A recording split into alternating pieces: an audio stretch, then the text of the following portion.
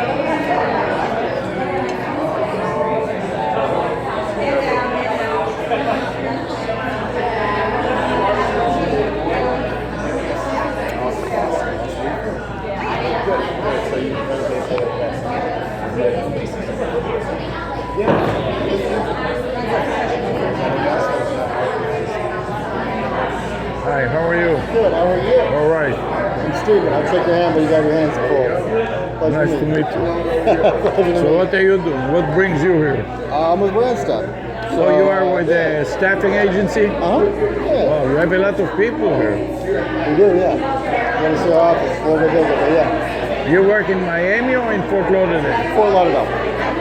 I mainly handle like the Fort Lauderdale up to West Palm area.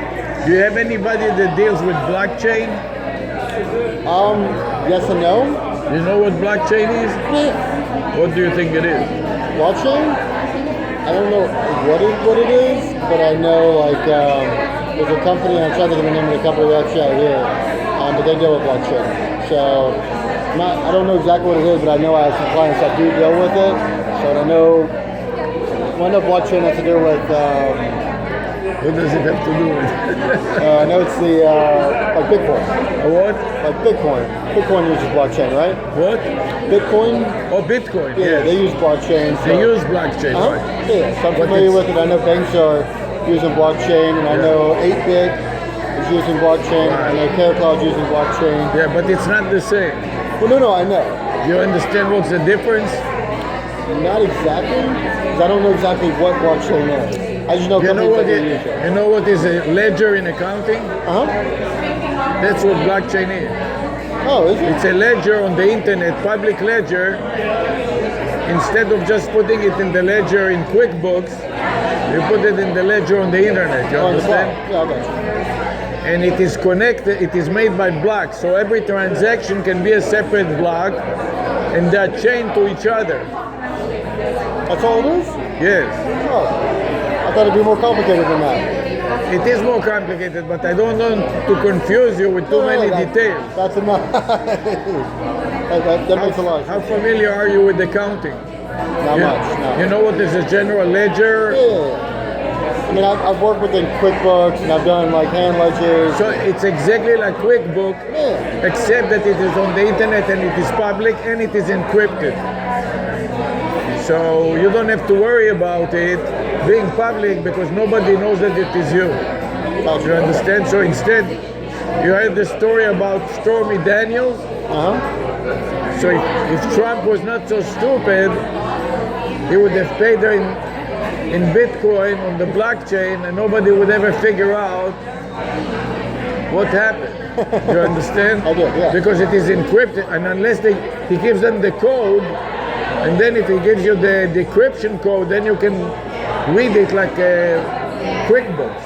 That makes sense. But if he doesn't give it to you, the decryption code is very long code, like can be 60 or 100 or 200 characters that is very difficult to crack. So far it was impossible. That makes a lot more sense. This is is what blockchain is. that what you do, or? Yes, Nice. So do you teach it, or? yes. I'm a professor at the University of Miami. Oh, nice. Okay. Kudos for teaching blockchain because I know it's a. And Bitcoin is one of the applications. Is it okay? That makes a little more sense. Oh, Anyways, you pretty learn. interesting though. Yeah, it is Yeah, interesting. I appreciate that. Yeah. So anytime you deal with somebody like Stormy Daniels, instead of putting it in QuickBooks, put it with Bitcoin on the blockchain. Next time I have to pay off the hotel, I'll definitely do that.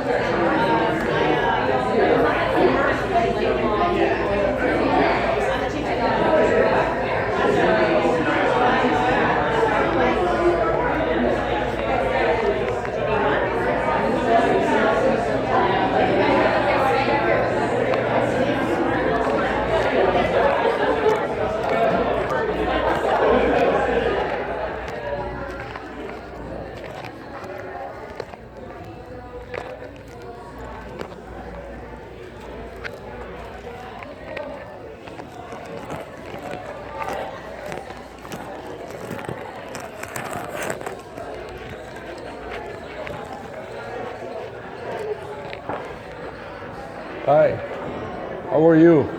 I work for Ironhack. You do? Yes. Yeah, I wanted to talk to you. Are you doing anything with blockchain? Or Not right. Well, no, not right now. No. do you plan to do something? Eventually, yeah. Maybe? Maybe, yeah. And what are you doing there? Well, I'm the outcomes manager, so I'm the one who helps for the students to like to place the students, like jobs. Oh, really? Important job. Yeah. You have a business card? Yeah. I'm a professor at the University of Miami. Oh, okay. We have a lot of students that are interested in job finding and they cannot find job Oh, really? because they don't have any practical skills. Ah, gotcha. Okay. Let me give you my card. So I was thinking to recommend to them to come and take some classes here so they learn some practical skills. Sure. Because these classes that they learn in Miami, are you related to Brito, the Well, famous? If I had $1 for every time I heard that, I'd be a very wealthy man. If I were a rich man. Yeah. I've been getting that since like 1996. Because everybody, you know, now especially they put pillars in Coral Gables in every corner. Believe and me. Says Brito on it. Believe me. Yeah. Believe me, it's crazy. So yeah, So it's important job that you have here because their it's claim pretty to much about the outcomes. the claim to fame is to have some outcome. Of course, yeah. So believe me, I have the weight of the world. On my So what is the biggest challenge that you have going forward?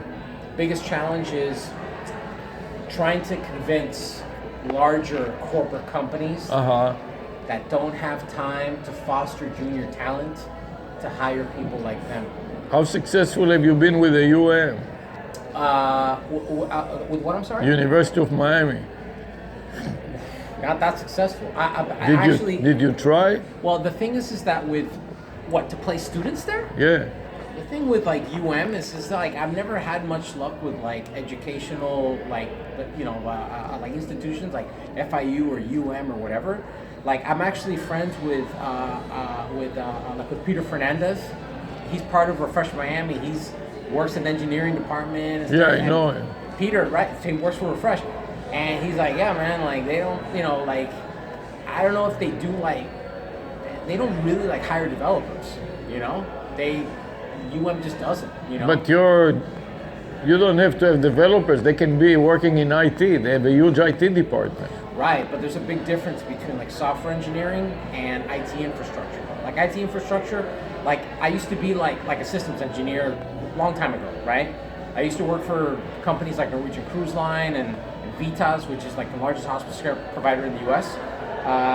Later on, And you focus strictly on development, so if they're not pure development. Not like routing and switching and networks, and we don't do that. It's more of like code, building applications, like back-end logic, like They still have a lot of developers, but many times those developers are working in special niche areas that you wouldn't know about it unless you are in that specific area. Right, so they are very siloed. That's the problem. And they're not under the auspices of IT, so Fernandez won't know anything about it. Right, so for example, like you have like IT and you have software engineering. It's like completely one hand doesn't know what the other hand is doing. Plumbers and electricians. That's they're right. Two different. They both work on the house, and but many they're two totally different things. On the same house. Yeah. And if you ask them something about the others, they won't know. Right. For example, anything. like a software engineer, he won't know why his monitor's broken. He won't know why his like his hard drive is fried. They won't know. But if you ask, somebody who's like a systems engineer, right? Hey, why isn't like this application working? Why is it not giving me the results that I'm querying to the database? They're not gonna know because they don't do that. The software development at UM is many times done by the users. They hire the developers and they don't want to go through IT. Right. The problem with IT, it is such a pain in the ass that they're so overloaded and understaffed for development. Right. That until you get a development project, you can wait 3 years and wait. In today's environment, when you want an app, 3 years from now, it will be totally different. On top of that, when it comes to I have my opinions about, UM and FIU and stuff like that. And Miami-Dade is the same thing. Like they're teaching Java, and they're not teaching any sort of like modern frameworks. This is why I was telling you that they cannot get the job. Right, because they're because people want other things. Like I was asking you about blockchain. Right, so that's something that we definitely would be exploring later. But the thing is that that has to be implemented into the curriculum and stuff. Like for example, now we about Solidity, for example. You don't teach Solidity. No. So we teach full stack JavaScript with mean stack. So Mongo, DB, Express, Angular 2, and Node.js. And who are you targeting as far as outcomes? Who, if not the big education, how about the big corporations? I'm targeting anybody like cruise, like Caribbean cruise. Well, we have students of ours that work for Royal Caribbean, But I'm saying the thing is that companies for example, the thing is that here in Miami and South Florida, this is not a tech city in the sense that you don't have companies that are they're not software first, right? You do have some companies But Caribbean has a big development staff. Right, but their product is cruises, hospitality. Right. It's not software. Right. For example, you go to the West Coast, you got Spotify. That's different. You have Like Spotify, Facebook, Uber, right? Right. That's their Yeah. product. So is you try software. to target software Of course. mainline Right. of business. Like for example, there's a company called CareCloud, right? Sure. Their product, like one of my best friends, is I know the president Alberto. So do I. Yeah. How about trying to work with this new startup, 8base? Did you 8base? try that? They are recruiting people. I'm friends with Yeah. with Alberto. I'm friends with what's the other guy? With Oscar Perez. So how is it going? The thing is that most of their right now they're like software engineering teams. They're in I think they're either in Russia. They're in Right. Russia. So then eventually once they get the product going and stuff like that, that's Yes. when they're gonna start hiring more juniors and stuff. Yeah. Right? You So, have yeah. quite a challenge on your hands. So you have to basically work with California. That's what- Well, but believe it or not, like a lot of our students, like they get hired, and there's just like they're passionate, they're driven, like, and we just give them the tools. It's so there's no magic pill, right? It's like they have to like work hard. They have to start somewhere. Like all these senior software engineers, they weren't just born.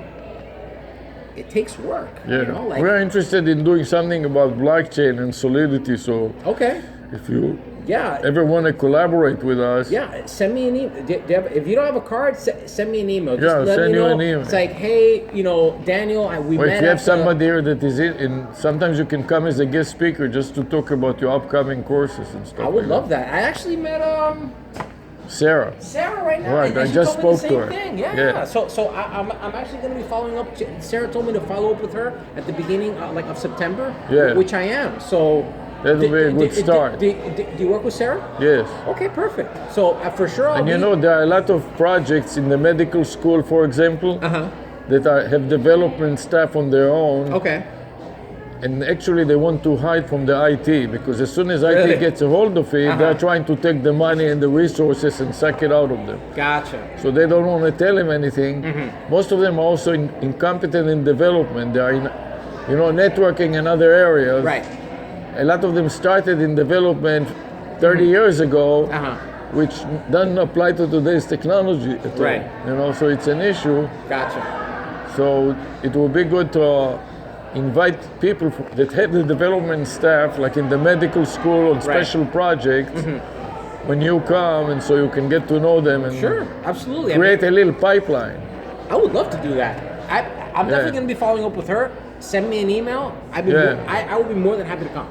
Yeah, For sure. it sounds like something that Okay? is useful. Nice All right, talking I'll to be- you.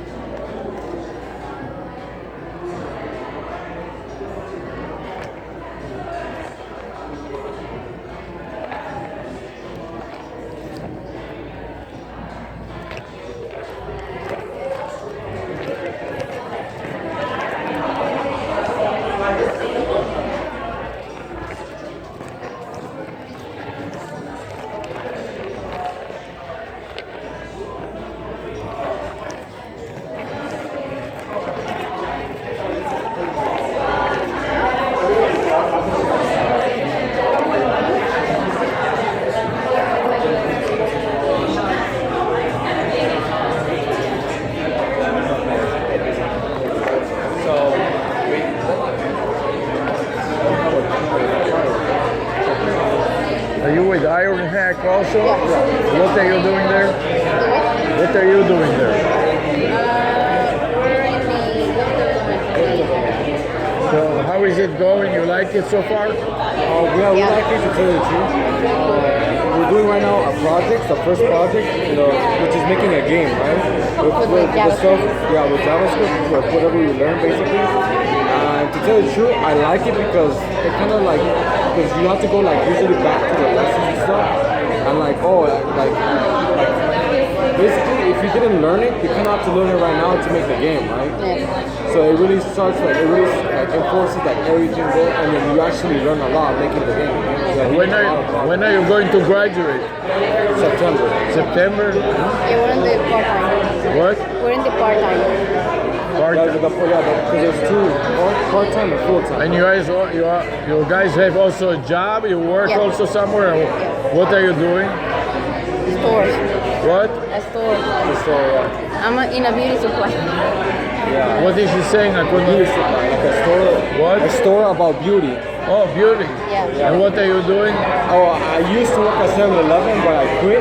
So now I'm looking for another job right now. What job are you looking for? To tell you the truth, I'm not sure. To tell you the truth right now, because right now I'm really focused on doing my project right now, and then after I'm done, I'll start looking for a job. What job? I'm not sure. Probably service for now. Even though I'll try to see if I can get like a job already in this industry. Very good. What beauty store are you working at? It's called Samaria. Samaria. It's on Beer Road. A what? On Beer Road. Oh, very well. Very good. Good luck to you. Yeah. Let's drink to success. Thank you. And by the way, what did you do? I'm a professor at the University of Miami. Oh, that's really good. You're a professor, right? It's pretty good. I mean, you have to study, so hey man, congrats, man. But so I forgot, what was this event again? It's about mentoring. Oh, Mentoring, like I teach programming at the University of Miami, yeah. and you want to find somebody that's experienced, so I can be your mentor. Oh, You understand? Yeah, I understand. Oh wow. So, but these are all mentors, right? No, this is really the women in technology. Oh, okay. They are helping women to find technology jobs, like you, for example. You understand? Because they're in the man, because I think right now usually it's more men right now. That's right. So this is why they made this organization to help women because they cannot get into this technology business. Yeah, because it's like sort of like Because they're looking for programmers, and 99% of the programmers are men. yeah, men, yeah. Even though right now, like in our cohort, we're seeing women now. Like, Very few still, but I would say like at least 30%, 30 or 20%. So I mean, still progress, right? it's still 70% is a lot. It's not 50-50. Yeah, that should be it. And they want to have more like 50-50. Oh yeah, I mean, hopefully it happens, man. Hopefully. Yeah, it takes time, maybe a few more years, Nice meeting you. Good luck.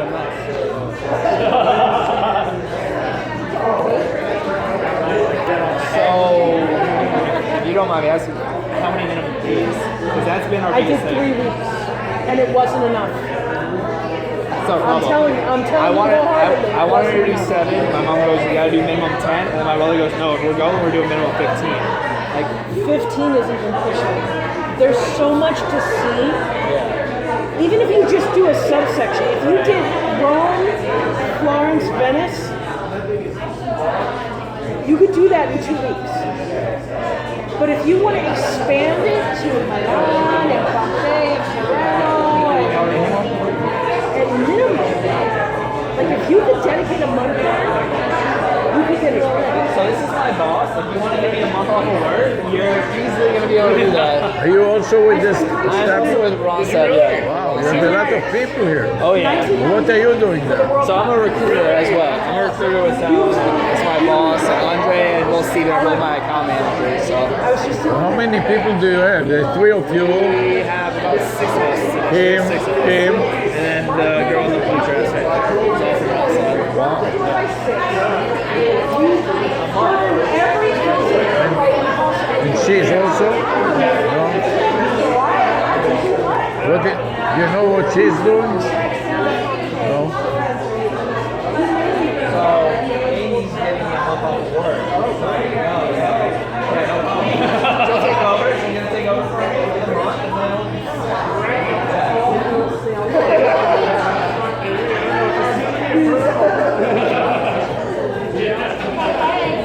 Sal. Hi. Looking good. You look the best I've ever seen.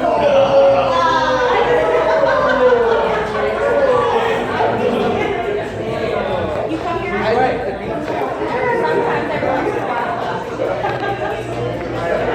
Excuse me. Are you doing anything with blockchain? Not really, it was a gift. Sorry. It was a gift. It's a good gift. Yeah, for sure. I really like it. What are you doing? I'm in the web dev full-time course here. So right now we're working on the project, our last project. Oh, in the class you are? Yeah. Taking the class? Taking it full-time.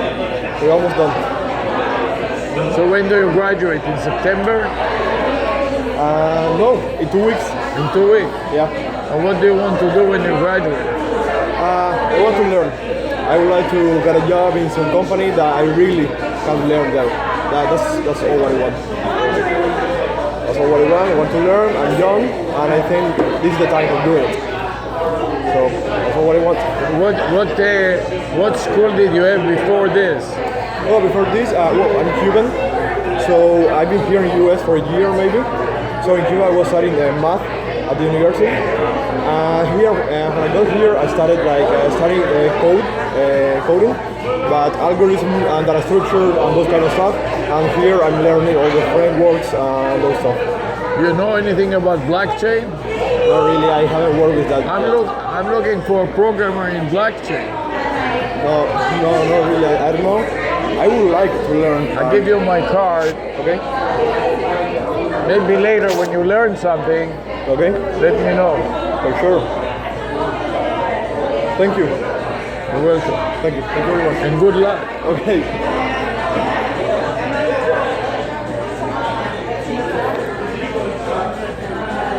How are you doing, Laura? I'm sorry? How are you? Good. I'm sorry, you said how I'm doing? Yes. Okay, I'm doing good, thank you. You're on your phone, I can see there. Yes, yeah, I'm just replying back to some messages. So what brings you here? Are you in Whitney? No. I'm actually an executive recruiter. I just wanted to know a little bit more about the organization. What company are you working with? It's called Amrop. It's like a retail search firm. You have a business card? I don't. You don't? Where is the recruiting company located? It's here in Rico, but we mainly work with Latin America, and we work with not too many local, but nationwide. Oh my God, I have everybody business cards. But not yours. Yeah, I got the people from everywhere here. And you, what do you do?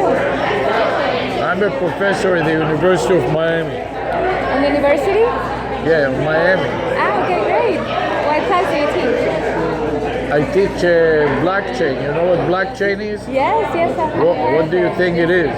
Well, from what I have read, I'm not too familiar with how it works, but it's like a platform that you can see like the ledgers of each of the transactions, and it lets you see in a clear way like all the things that are happening, kind of. Wow. Thank you. It's for your cell phone. Thank you. There you go. Thank you. So you got the idea. I get the idea, but I haven't. But the only Hello. Laura, nice to meet you. All right, nice to meet you. What are you? What is it? Esther is my name. On the Map Inc. What is On the Map Inc? We are a full-service digital marketing firm for small businesses. We mostly work with them to help them Marketing grow for what? digital, help people grow their web presence. Whether that's they need a website or SEO. And where are you located? Really close to here, across the Really? bridge, Wow. over by kind of near the Whole Foods. You have a business card? I do. Yeah. Thank you. What about you guys?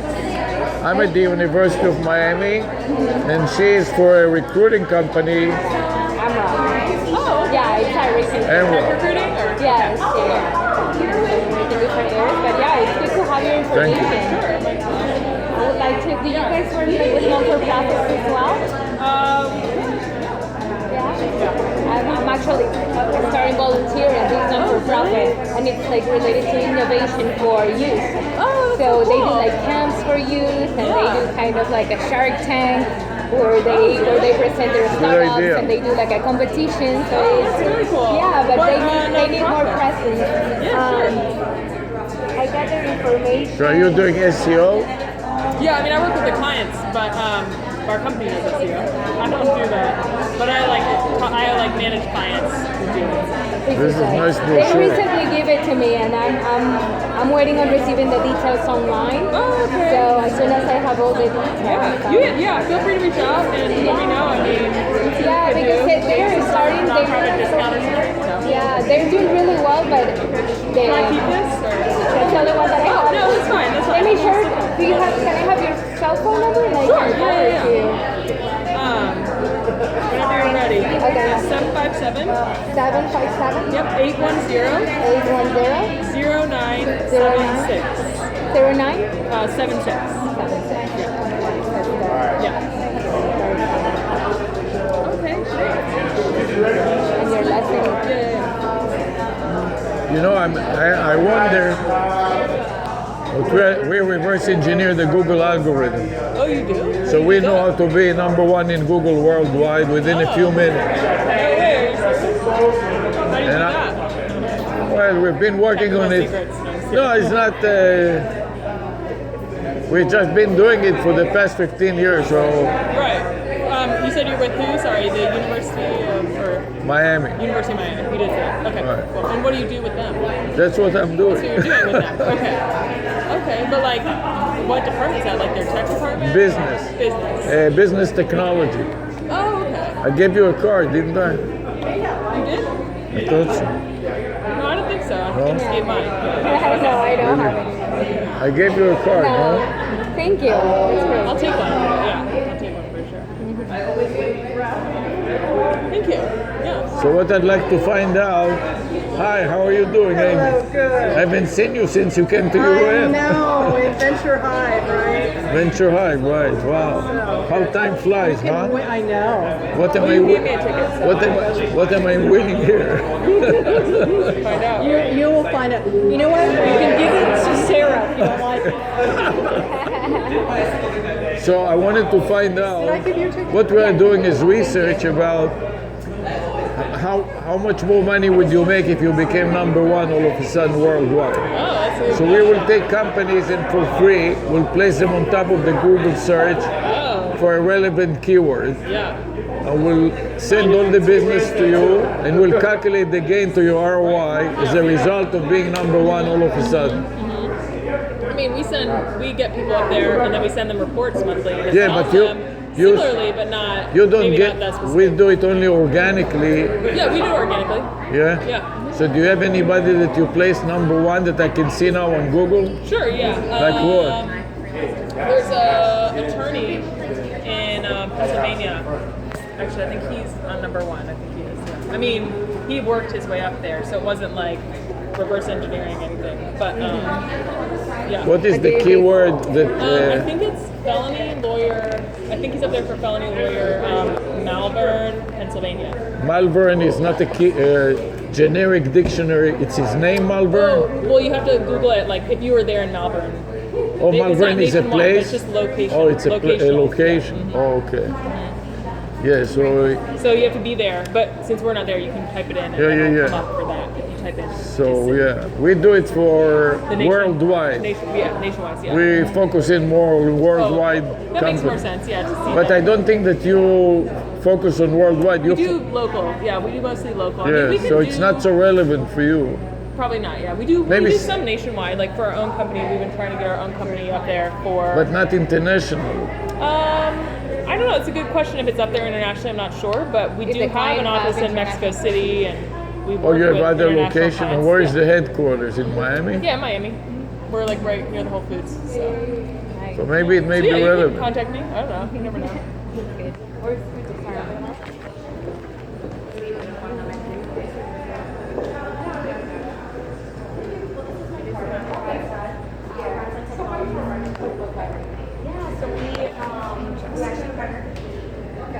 Are you with this firm? You're not with their firm, right? No. What firm are you with? I'm Oracle? with Oracle. What are you doing there? Human resources. Really? Human resources. You have a business card? No. No? And you're in Oracle too? Yes. Or what are you? Business resources? Business resources or human resources? Human resources. Oh, So if anybody else you have a business card? no, No. but I have a phone. Yeah. I always use the email. Let me give you mine. You can contact me. I'll send you my information. Yeah, send me your Let information. me just. Are you guys gonna sit in the Started filling the first couple rows. Here we go. Thank you. Give one to her.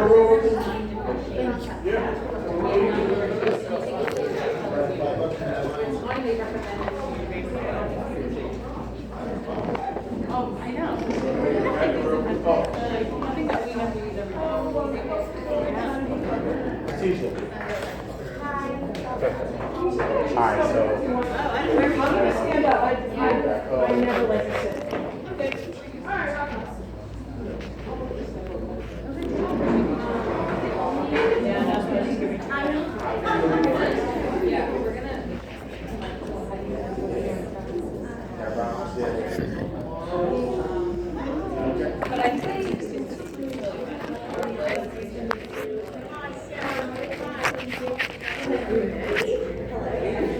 Oh, was I in the picture? You told me to take a video?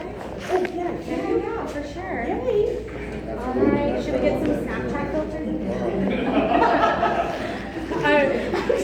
I can't.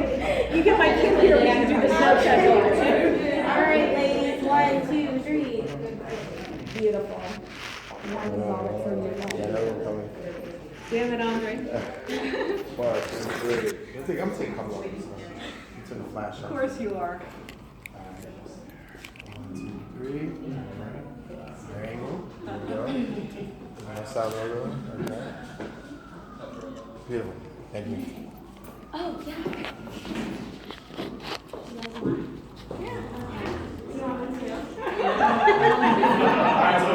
Sorry, guys. Anybody else want? We'll just be another minute or two. Just so I can prove to my work that I actually came and did something tonight. Yeah, I did leave early for no reason. Oh, no. So I don't know how to I know it's very. I'm sorry. She messed it up. I'm sorry, guys. Ready? 1, 2, 3. Oh my God, so beautiful.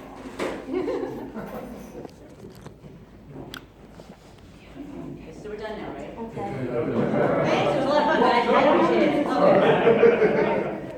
Alright, so we're gonna do is a quick, obviously Rebecca, she's with the building, so that's she's gonna say a few words about the building. Thanks. Yeah, I just wanted to step in really quickly and welcome everyone to Building.co. Has anyone ever been here before for an event or anything else? Okay, cool. Love it. So Building is a co-working space for tech companies. You might have seen as you came in that we have on the first and second floor co-working space, so desks and offices for tech companies, growing tech companies here in Miami. Ironhack is one of them. Aaliyah here is the general manager of Ironhack, the coding and design boot camps. We love having them in-house and everyone else. And we also love being a part of the tech community and hosting things like this and kind of being a gathering point and a resource for everyone in the tech community. So I want to welcome you all. And What is your role within the company? What are you doing? that's a great question. I'm the general manager at Building, and my name is Rebecca, as you mentioned. If anyone has any questions about Building itself, please feel free. I'll be here the whole time. Just come say hi. And yeah, welcome and enjoy this wonderful panel.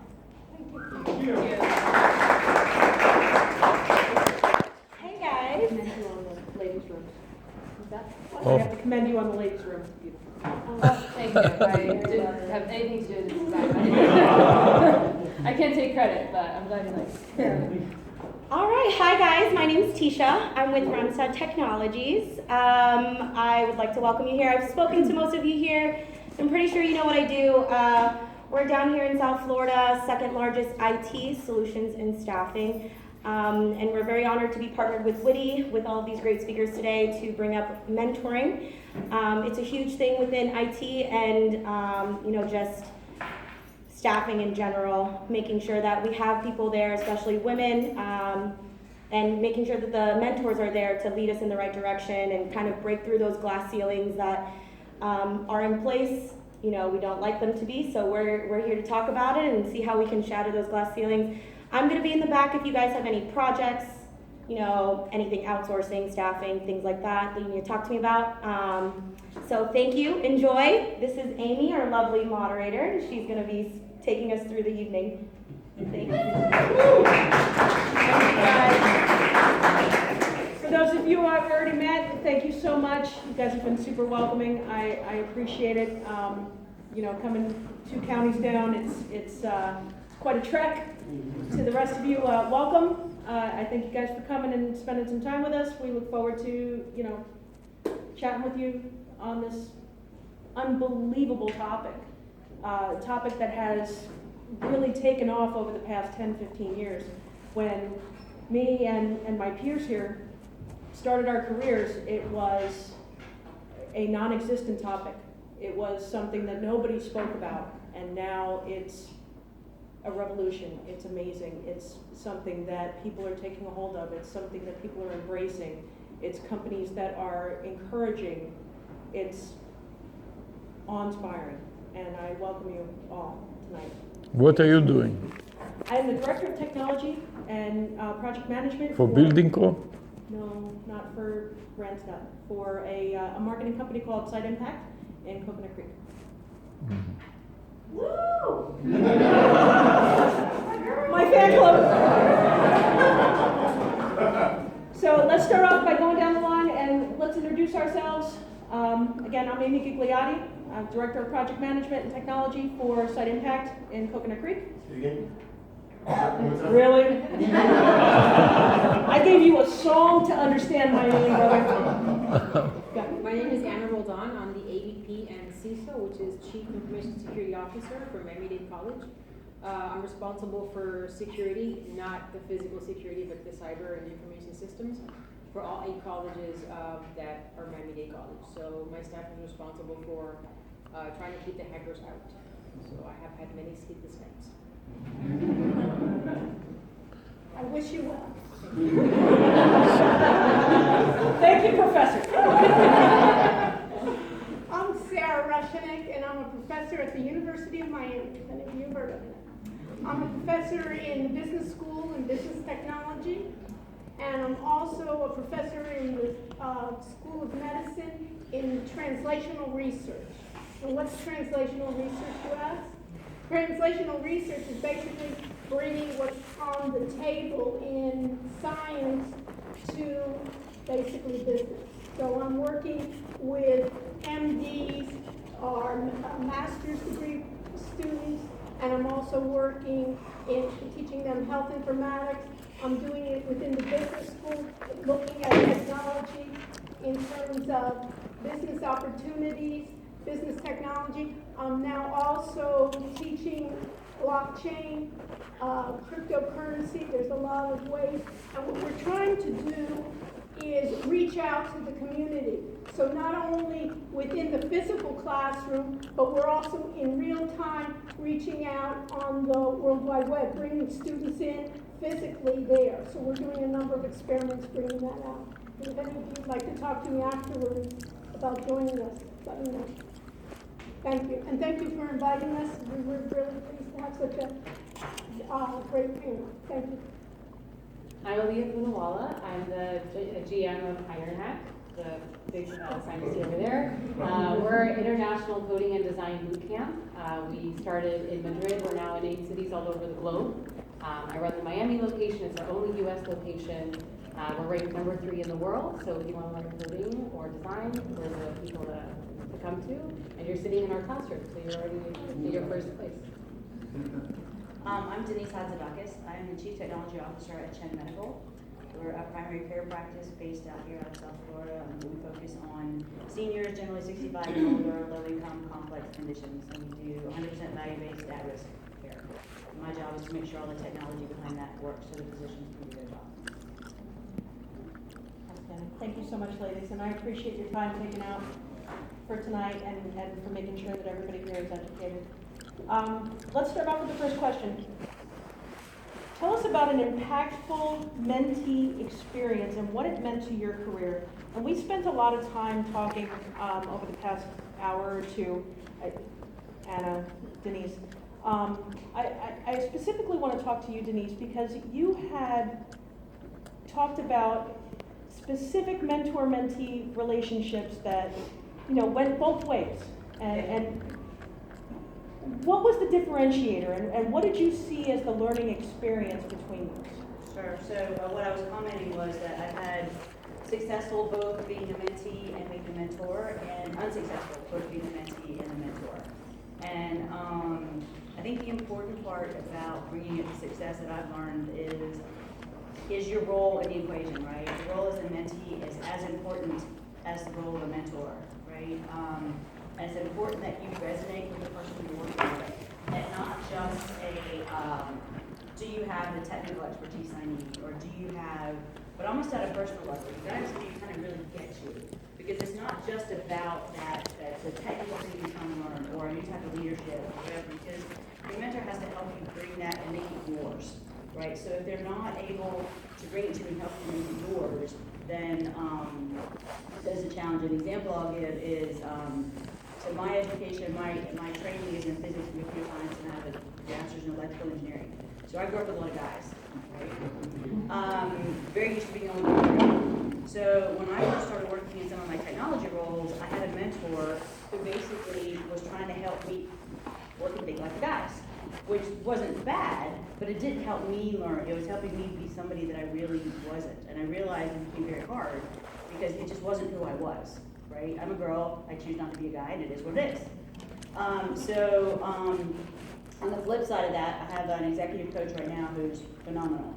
She gets it, she calls me on my shit, and that's what you want. And on the mentee side, it's really important that the mentee has to own their part of the equation, right? So I've tried to mentor folks that will come and, Denise, just tell me what to do. Just tell me what to go do. How do I do this? Well, as a mentor, your job is to coach and help you learn and help you think through problems and think about solving problems differently, coming at it from different perspectives, right? To broaden your horizons and broaden your toolkit for doing whatever it is you're trying to get better at. And so, as a mentee, you have to own your half of the equation as well. Show up, be there, invested, right? I've left mentoring sessions as the mentee. I can tell you how to my executive coach the other week. I was just spent. Just completely spent. And it was just because of the hard work you're doing to personally, you really have to own your stuff and be willing to accept constructive criticism.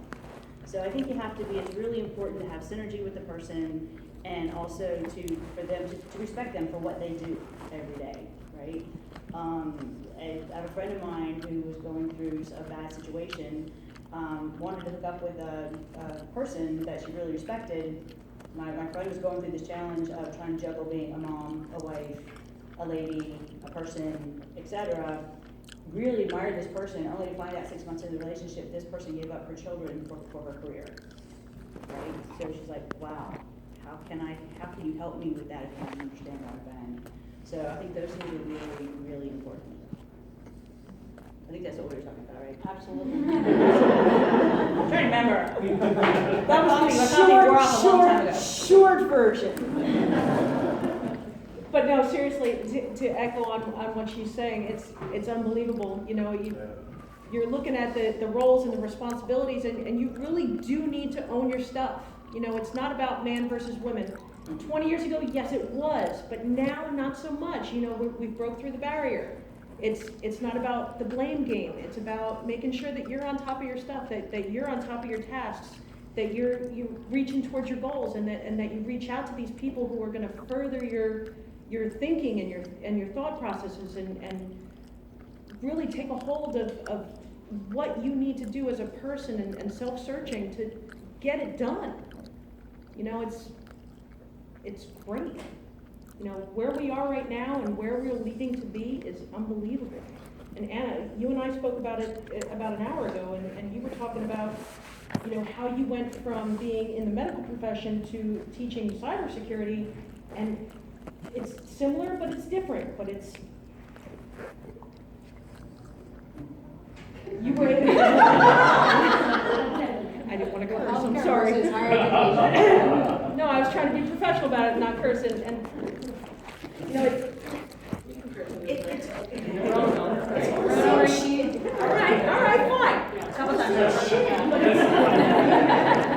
You take technology as a whole, and you take people as a whole, and it's all the same stuff. You know, you told me about a personal experience that you had. Why don't you take it? I'm sorry, I'm trying to be professional about it, but I don't want to curse. Yeah, so as a mentee, I've had good, good mentors actually at my age, and I think it all depends on the individual. Through the course of, I've been in security for the past 22 years, even before the internet started. It's a passion that I have. So I've had people who have helped me build my career, that have helped me along the way, giving me some recommendations, words of encouragement. But I do have to mention that there was one particular CIO, I'm not going to mention any names, but he was the one that actually, I think, made it clear to me that I had the potential to move forward. So I'll give you just a brief example. We actually received, at some point, an email from our CIO. I had just kind of started with the company, I had been there for about a year. And the CIO emailed me and also him at the same time, asking a question on security or something that he could have answered himself. And I said, okay, so-and-so emailed us. How do you want to handle this? I figured maybe he may want to be the one to respond to the CEO, because he is my boss and he's the CIO. He says, no. He says, you're going to respond. And I'm like, really? He says, yeah, you're going to respond to him because you know your stuff. And sure enough, I responded to the CEO, and I actually had, and it wasn't an easy CEO to deal with, really, hard guy to kind of get through. But because of that, I started to build the work relationship with him and the trust, but it was because he helped me get there. And you have some situations where you may have some mentors that are all about them, and they want to get the full credit. So he was not like that. He gave me the opportunity to shine. I built my level of confidence because of him and giving me some opportunities to speak in front of the IT staff and to actually respond to the CEO. So he was a great mentor. Mentor. As a mentor with my staff, having a leadership concentration in my degree as an MBA, I'm all about trying to promote my staff to do their best. It all depends also on the individual. You may have folks who just don't have an interest, but for those that do, those are the ones that I try to take under my wing, and I provide them with criticism is important. You have to let them know when they're doing something wrong, and hopefully they won't get upset about that. I have been always a firm believer that you shouldn't hold your staff back. My mindset is, and I think Steve Jobs said this, and I'm not sure I'm going to actually quote him the right way, but you train them so that they don't know. How was it? Does anybody know what that was from Steve Jobs? I know what you're talking about. What happens if we train them and they leave? What happens if we don't train them and they stay? Or we don't train them and they stay? Yes, That's a good one. Yeah, That was Steve Jobs, right? Yeah, he was, and he has a Sounds lot of. like children. He has a lot of. He actually was a lot like being a parent. Did you see that one? Did you see that one? That 30 years old, the parents sued him for. In Syracuse, yes, I was listening to that. He won't leave, and they were suing him, please, I'm 30, get out of the house. Right. But there's another one that he also had that I think it said that you train them so they don't leave, and you treat them well so they don't. Train them well so they can, So that treat they them well stay. so they don't. Yeah. So anyways, I'm a firm believer that you have to, not keep your staff, behind. I train them, and I prefer to lose them to another department if they want to, move somewhere else. That's of course assuming that they're good employees, rather than losing them to another company. So if I can get them to move on to something that they want, I don't like to hold people back. And good leaders actually help their employees kind of fly away. That's just the way it is. People have the right to make themselves better. They have the right to make more money. I mean, we all do. So that's my theory. Just out of curiosity, on the four of you, what are you looking for when you look for a specific mentee? when you're sitting there and you're like, wow, this is the ideal candidate that I want to mentor for the next X number of months, years, so on and so forth, to set them on the right track. The one that I'm not looking for that comes to me is proactive about it.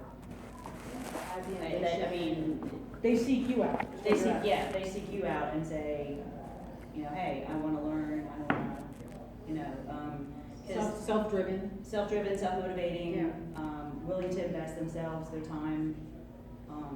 That's the primary thing. Okay. I agree. I think for myself, I'll give you 2 examples. This past semester, when I'm teaching technology, you know, it's more or less, there were more men than women in the class. And I could see some of the women were the deer in the headlights when it talked about technology. And it was, some of them started saying, I'm not good in technology. So just that sentence, I'm not good in technology. I said, well, what's your major? And they said, oh, I'm in entrepreneurship, I'm in advertising, I'm in marketing. Right? Sorry. I'm so sorry. But this is real. And then at the That's end, the foundation, that's what drives it. But at the end, they all had to do blockchain projects. And then I made a little caveat and I said, if you don't want to do that, you can do whatever else you have. And they had some cockamamie project they did. And then after the end, they said, you know, we're going to switch to blockchain. And all of a sudden I said, well, did you ever start to look at blockchain and advertising? What's going to happen? Taking away that intermediary step. And all of a sudden the lights went out. And I sat with this person and then they got it. And then they said, oh, and then I recommended that person. It was from an organization, they wanted a scholarship. And I said, I'm going to recommend you for a scholarship because I think you really can get more into technology. So it's like both ways that you, and now she's really excited. She's going to take another course. And she says, I really want to do this. Now I want to do and then she said, I want to do a second project. So that idea that they had to come to me, it was almost like you almost have to flip it around. And the other one was, you know, they had to evaluate their peers. And she was the leader in the group, and she gave all her peers a better score than herself. And I said, do you deserve less? And she said, well, that's how it's supposed to be, isn't it? You know, it was almost that, it's perspective, but I said, but think about what you've done, you know, so you can do it both ways. And then the idea of mentee, my idea of mentee and mentor, I guess it's because I'm a professor, people grow with me. And I have, Rinny is in the back, right there, I invited her. She was my student, how many years ago? 20 years ago. 20 years ago. I met her here in Building Codes, so congratulations here. So, a number of years ago, she said, what are you doing? And I remember she won a prize when the internet was just coming out for gift baskets. She was the first one. She said, I'll do gift baskets online, and she was there, so I see her many times. So I think it switches. You know, so what I love about that, almost that mentee mentorship for myself is different, that we switch roles. And now we use each other as a way for networking. If she has something that's interesting, she'll tell me, and I told her, why don't you come here tonight? So it switches. So I think that those ideas in which you kind of sense it, you have to do it. You just have to do your best. And I don't think it necessarily, you have to reach out to whoever is the best that you can. You know, and if you give, the other side gives. But it's like living, right? If you give, you know that you'll get back. Leah, that was a great answer, actually. You see 110% of your clientele are techies, tech heads. Mm-hmm. What do you personally do to encourage women to get involved in technology, and what advice do you have for them to succeed? Yeah. So women are traditionally underrepresented in tech as a baseline, and we outperform that. About 30 to 40% of our students are female, so we do outperform those statistics that you see in companies traditionally. And I would say, you know, one of the main things we do is we offer an economic incentive. So we have an automatic like scholarship for women. If they get into the web development boot camp, we give them a scholarship, a partial scholarship to do the course. But apart from that, I think it's also about programming, and not programming in web development, but like event programming, and really like making tech seem more accessible. So, you know, we've done women's specific coding events and women's specific design events, and I think you have to go as far as to make it women specific, because the whole aura of like programming a computer is like been dominated in memes and TV and culture by like men and in companies. So I was watching an interview with the head of diversity at Lyft, and he was saying that in order to attract underrepresented communities, you have to, they need to be able to identify with something in your website or in your events or in your marketing or something. And if they don't see a piece of them up there, then they're not gonna want to be involved. And so for us, it's really just trying to, you know, specifically make events targeted at women. Like this one. Like this one, advocacy, and then also like in our admissions process, really understanding why, when we do have women applicants, why they maybe aren't doing the web dev course, or maybe why they're hesitant to do a tech boot camp in the first place. And really kind of digging down to it, because all of our graduates, female and male, have something called imposter syndrome when they graduate, and I'm sure you guys are all familiar with the word. You know, have you guys heard of imposter syndrome? It was, I think Sheryl Sandberg, quoted it in Lean In, and it's basically like this idea that like no matter what you do, you're really just never there. You're never good enough, and so you know maybe you know in our boot camps, all these students are graduating. They've built all these applications, and then they get their job as a junior developer or as a junior designer, and then they panic because they don't know enough. But the truth is that like no matter what perspective you look at, you could always never know enough. Like CTO with 20 years of experience or more, right? Like maybe there are days where you're like, oh, I don't know enough, right? Like it's never going to go away. And so I guess adequately preparing people for that reality that it's all about perspective, and you know life is always a learning journey. Couldn't agree with plays you more. plays a role. Couldn't agree with you more. I mean, aside from, I know Denise and I spoke about it already, but how many else have mentors on the panel? I know you do. You totally do. It's an ongoing thing. It's a living document, so to speak. Well, it's no different if you think about anybody in the sports world, right? That you know, Tiger Woods has a coach, right? He's good, but he don't coach. So if I want to get better at what I do, why wouldn't I want to have a coach to help me, right? It's not any different. But you have to be careful. In some circles, coaching is considered remedial. Like your company will give you a coach because they think you're not doing well. So you want to be clear. That will happen a lot, and there are places that are a lot. Unfortunately, it's still old school. And this isn't a men or women thing. It's old school, and people assume that if here I'm going to help you with your career, I'm going to get you a coach. Says under the covers, you're not doing a very good job. I need to help you do your job better, right? And you have to be careful as well, because when the company brings you a coach, are they coaching you? Are they on Team Denise? Or are they on Team Company? Right? So you want to be aware of that and make sure. And it may be it's okay that it's Team Company because that's what you need help with, right? So you have to be careful with some of those kind of things. I just went through the same thing. We have a coach that came in. He's our CEO coach, and at first he sat with each of us individually, from the director level and from the management level, and said, you know, what are your goals? What are your accomplishments? What are your stopgaps? What are your slowing points? What do you want to look to? And we sat there, and a lot of us were very hesitant to open up to this person, thinking that they were on team CEO. Yep. But in turn, it turned out that they were trying to help us realize and think about what our WIGs were, our wildly important goals.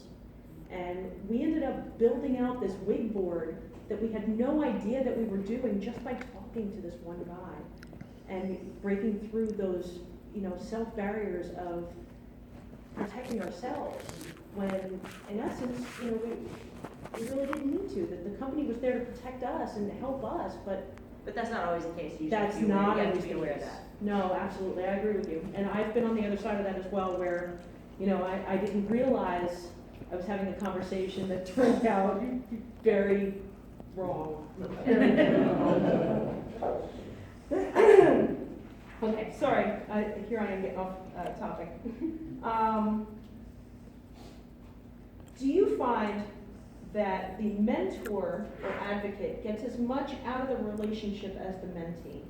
And I want to see examples of let's start with you, Adam.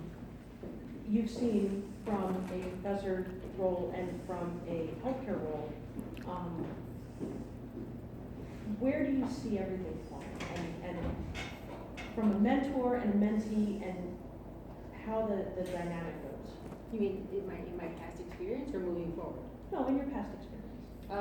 Again, I've had some very good mentors. I've had individuals who have helped me, build my career, that have actually given me the level of confidence necessary to be able to progress and have a higher position.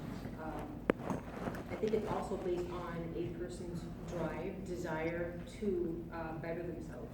It's also an important role. And then as a mentee,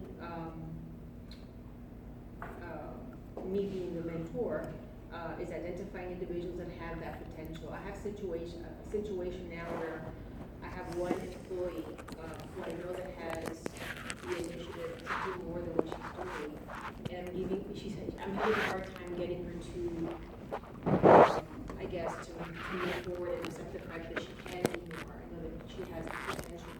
So I'm in that situation now where I'm trying to mentor her and get her to understand that she's doing a great job, but that she can do more. I can see that potential in her. So I'm trying to build that, I guess, the level of confidence. And some people are just comfortable with what they're doing, and they're just really afraid of, moving on to bigger and better things. So again, it all depends on the individual and their personality and what they're willing to do with their career. How do you search out a mentee? What do you look for in the personality traits or the work ethic traits that identify somebody that you would be willing to take the time to really invest in? They have to have the wanting to. And like I think Denise had mentioned the fact that it's an individual that really wants to do better. You have it, going back to the point, you have employees that are just dead set on what they're doing and they're happy to. Which is quite fine. Yeah, which is That's you also need to what it is, whether it is, like, that's fine. yeah, not everybody wants to have that, has the drive or the interest in moving up. They're just happy with what they're doing. So I think definitely somebody that has the drive, that has the interest in making themselves better. I guess personality also I think is a big thing, having a good personality. I think it's, because we can also pull people out of their comfort zone. Yeah, so you can tell some people are ready they need to be given a little nudge out of their comfort zone, but you have to be careful when you're choosing people like that you're staying within their personal comfort zone as well. Because you can push too hard if you're not careful. Yeah, they're not comfortable, That's a fair assessment. Yeah. No, absolutely. Professor, let me ask you, let's look at it from twofold. Talk to me about somebody who really inspired you and somebody that you look to or look for in a personality trait that you want to inspire. What are those kind of traits that you're looking for so that, we can put it all together?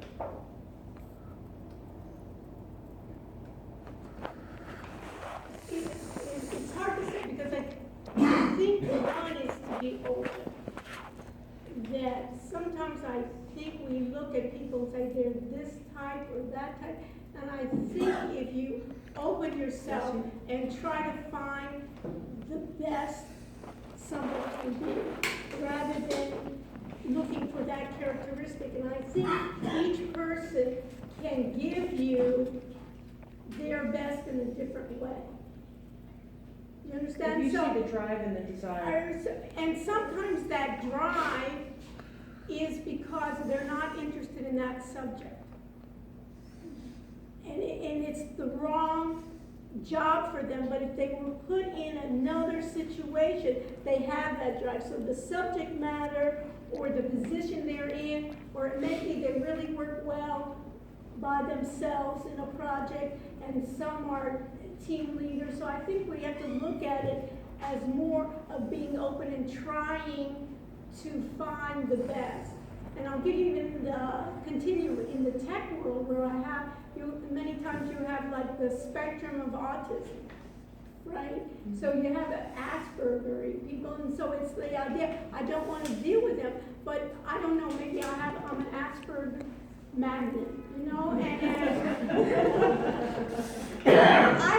Means you're a very special person. Right, they love me and I love them. I don't know what it is, but I think I have that I get them. And I know where they can flourish and how that attentiveness where I can bring out the best. That it may be the same as someone that's more gregarious and more social, put them in situations in which they can be.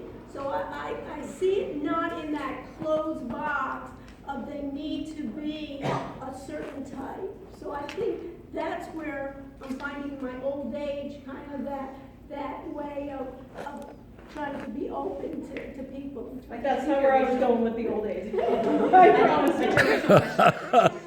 Which is, do the mentors get anything out of it? Yes, and for sure. I get also when I fail in being a mentor, I step back and say, what could I have done better? Where did I go wrong many times? Because I didn't approach that correctly. So I think you can do that, and I grow with the people. I never thought about it those ways, and almost correcting me in that situation. Where could I see it differently? So I think if you think about yourself in growing and giving. Your mentors absolutely learn and grow. I always want to grow when I'm teaching someone, because just like you're bringing them a different perspective to think about things, they're doing the same for you. Right? They're giving you that other perspective of how to think and how to look at things. And I think it's really important, because I think it's, I can tell you my career, I hesitated to ask for mentor type help, because I felt like the people I was asking were just so busy, they didn't have time to help me, right? And so I think it's important to remember that a good mentor will get as much out of the relationship as you as the mentee. It's a win-win situation. It's not, and if it's somebody who does feel like it's a drain on their time, or they don't have time to, it's not something you want as a mentor. It's just you just cross them off the line. I just want to add something to that too. I'm a millennial, and so I feel like the mentor-mentee title can be very overwhelming and intimidating, because I will say I've never had a formal mentor, and I've never been anyone's formal mentor, and I think growing up in a digital age, the world is our mentor. We can learn anything we want by Googling it. We can follow the world authority on XYZ anytime we want on our Instagram accounts. And so one thing I do want to say is that doesn't always have to be hey, will you be my mentor? You're so smart. Be my mentor, and let's meet every week and have a formal relationship. Honestly, that's never been that way for me. And I think it might have been more relevant 10, 15 years ago, where women really had, we still have to, but it was even more difficult 15 years ago, as you were saying. Whereas now this topic isn't as big of a deal for us. A very different topic. And so I think I think one thing that is important to us, treat the world as your mentor, treat everyone as your mentor. You can learn something from everyone, your colleagues, and for example, when I first started working in tech, I started at the same time as another female. We both were interviewing for the same job, and the CEO decided to hire both of us because he thought we were both great.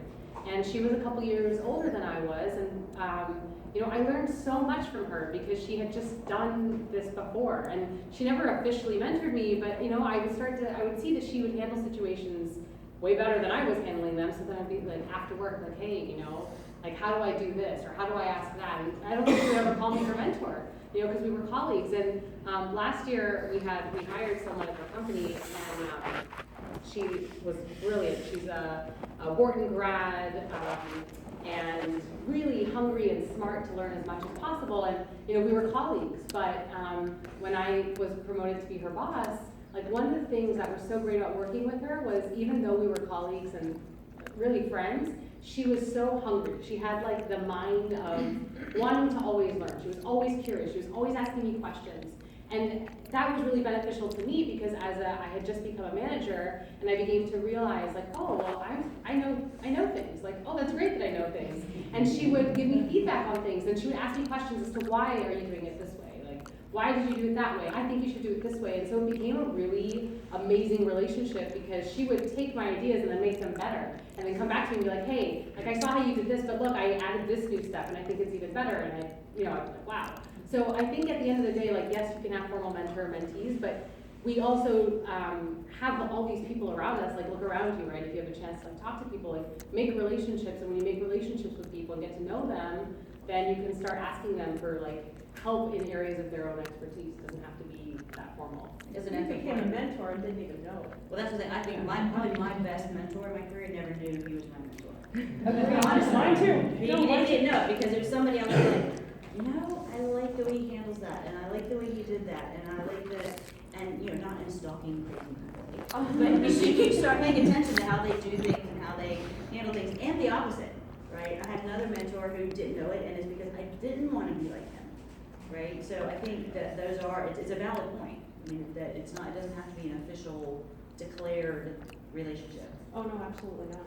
And like you said, it could be a positive and it could be a negative where you're kind of mentoring me into something I don't ever want to be.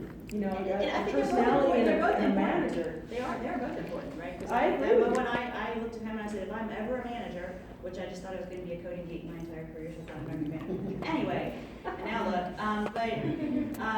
you know, it was like, I will never treat my employees like that. I will never berate somebody like that in public. That's just not okay with me. But that was as important of a mentor experience as me sitting and working through that with somebody in a formal relationship. How do you feel about having a mentor or mentee of the opposite sex? Don't think it matters. Here's the thing, and you and I had this conversation the other day. I haven't been doing women in things very long, right? And there's a reason, right? I felt very strongly that I want to be recognized because I did a good job, not because I don't have penis, right? Sorry for my bluntness, but I did grow up with one of the guys. I preface it with all that, right? I'm one of the guys. But I learned that I learned over time, and a colleague convinced me, a male colleague of mine actually convinced me that women don't have enough mentors or enough people to look up to. But I still feel that it's not because you're a woman. Women and men are just wired differently. We just are, right? And it's actually a really good thing because we're all saying it'd be a really boring place, right? And I think it is important to have, depending on what you are working on at that point in your career and what your personal growth goals are, sometimes it is important to have a woman as a mentor to help you, because I erred so far on the side of, I'm not a girl, I'm just part of the gang, right? That I was leaving value add that I had as a woman on the table because I wasn't leveraging it because I didn't know how, I hadn't learned how to leverage it. The problem solving skills are different. The way we think about problems, we bring different perspectives of things, which is really, it's an important balance. Yeah, we talked about that earlier today, yes, absolutely. So I honestly don't, I think it's fine either way. I've had mentor and mentees both, male and female. And I think it really comes down to what that person brings to the table, and does it create value on both sides? Professor, you have anything to add on that? It's all about people? So you know, even I like what you were saying before about that official mentor or mentee. I never looked at it either that way, that I need a mentor. But even in conversations, when somebody gives me feedback, I remember certain people give me feedback, whether it was negative, I still remember it today, and say, oh, that's how I come off. Now, and I can change that. So I think it's from every person you can learn, and in different ways of what you do, you can need different skills. So if I need it in terms of coding, or if I need it in terms of social skills, if I need it in terms of leadership, you can learn from everyone. So I don't think about it. Though I think diversity, we need to encourage that. So our workplace can get better in terms of our ideas can get better. So I think that's important. So even though I think I can take advantage of what everyone has, I think it's still important to encourage where women or whether it's other types in terms of African Americans or Hispanics or whatever that are underrepresented, that they shouldn't think it's not for me because I can't do it. There were some very interesting perspectives on the LinkedIn question you asked, right? When I read it, I think it was a question, why aren't there more women in tech? Right. It's worth a read. Some really good, interesting perspectives. That was the one on LinkedIn? On LinkedIn. Yes, I saw that this morning. It was Andre started it, or I think you go by Dre, everybody calling you Dre. Well, I'm Andre on LinkedIn, but. You introduce yourself as Andre, so you're Andre. But no, interesting perspective that touches on some of that kind of stuff. That it's worth a good read. You get different perspectives from different folks. So I will say that I think it is extra important for men to serve as mentors and advocates, because we were talking about advocates as well, right? So I don't know, that maybe that's something I don't want to give a spoiler, but the difference between an advocate and a mentor, right? So a mentor is someone who speaks to you and helps you grow in your career and helps you kind of figure out how to do things, whereas an advocate is someone who will speak about you to other people. And I know that I've gotten where I've gotten because of a lot of male advocates who stood up for me and, you know, said, Aaliyah has something in her and I want her, you know, right? As of last year, I was the only female leader in our leadership team at Ironhack, and now there's more women in the leadership team, thankfully. But that was because my boss, who was a man, like advocated for me and told the global team that I should be promoted. And so I think we do need, you know, because tech is male dominated, because finance is male dominated, because there are certain fields that are male dominated, we do need, especially men, to serve as mentors and advocates even more so than, I mean, women absolutely, because we all help each other. I don't know if you guys have seen that GIF of women like helping each other, giving them a hand, and they just keep going up and up and up. And so women help each other all the time, and we need to serve in that role. But men also have a unique privilege and power being in certain positions to help advocate for us and mentor women, so that we can have the same opportunities that we're deserving. And while the glass ceiling is not now what it used to be, don't kid yourself, it does still exist. And I hate to sit up here and be the one to say that, but it does still exist. It's just, it's, you know, I've been doing this for, calculated the other day, almost literally 30 years.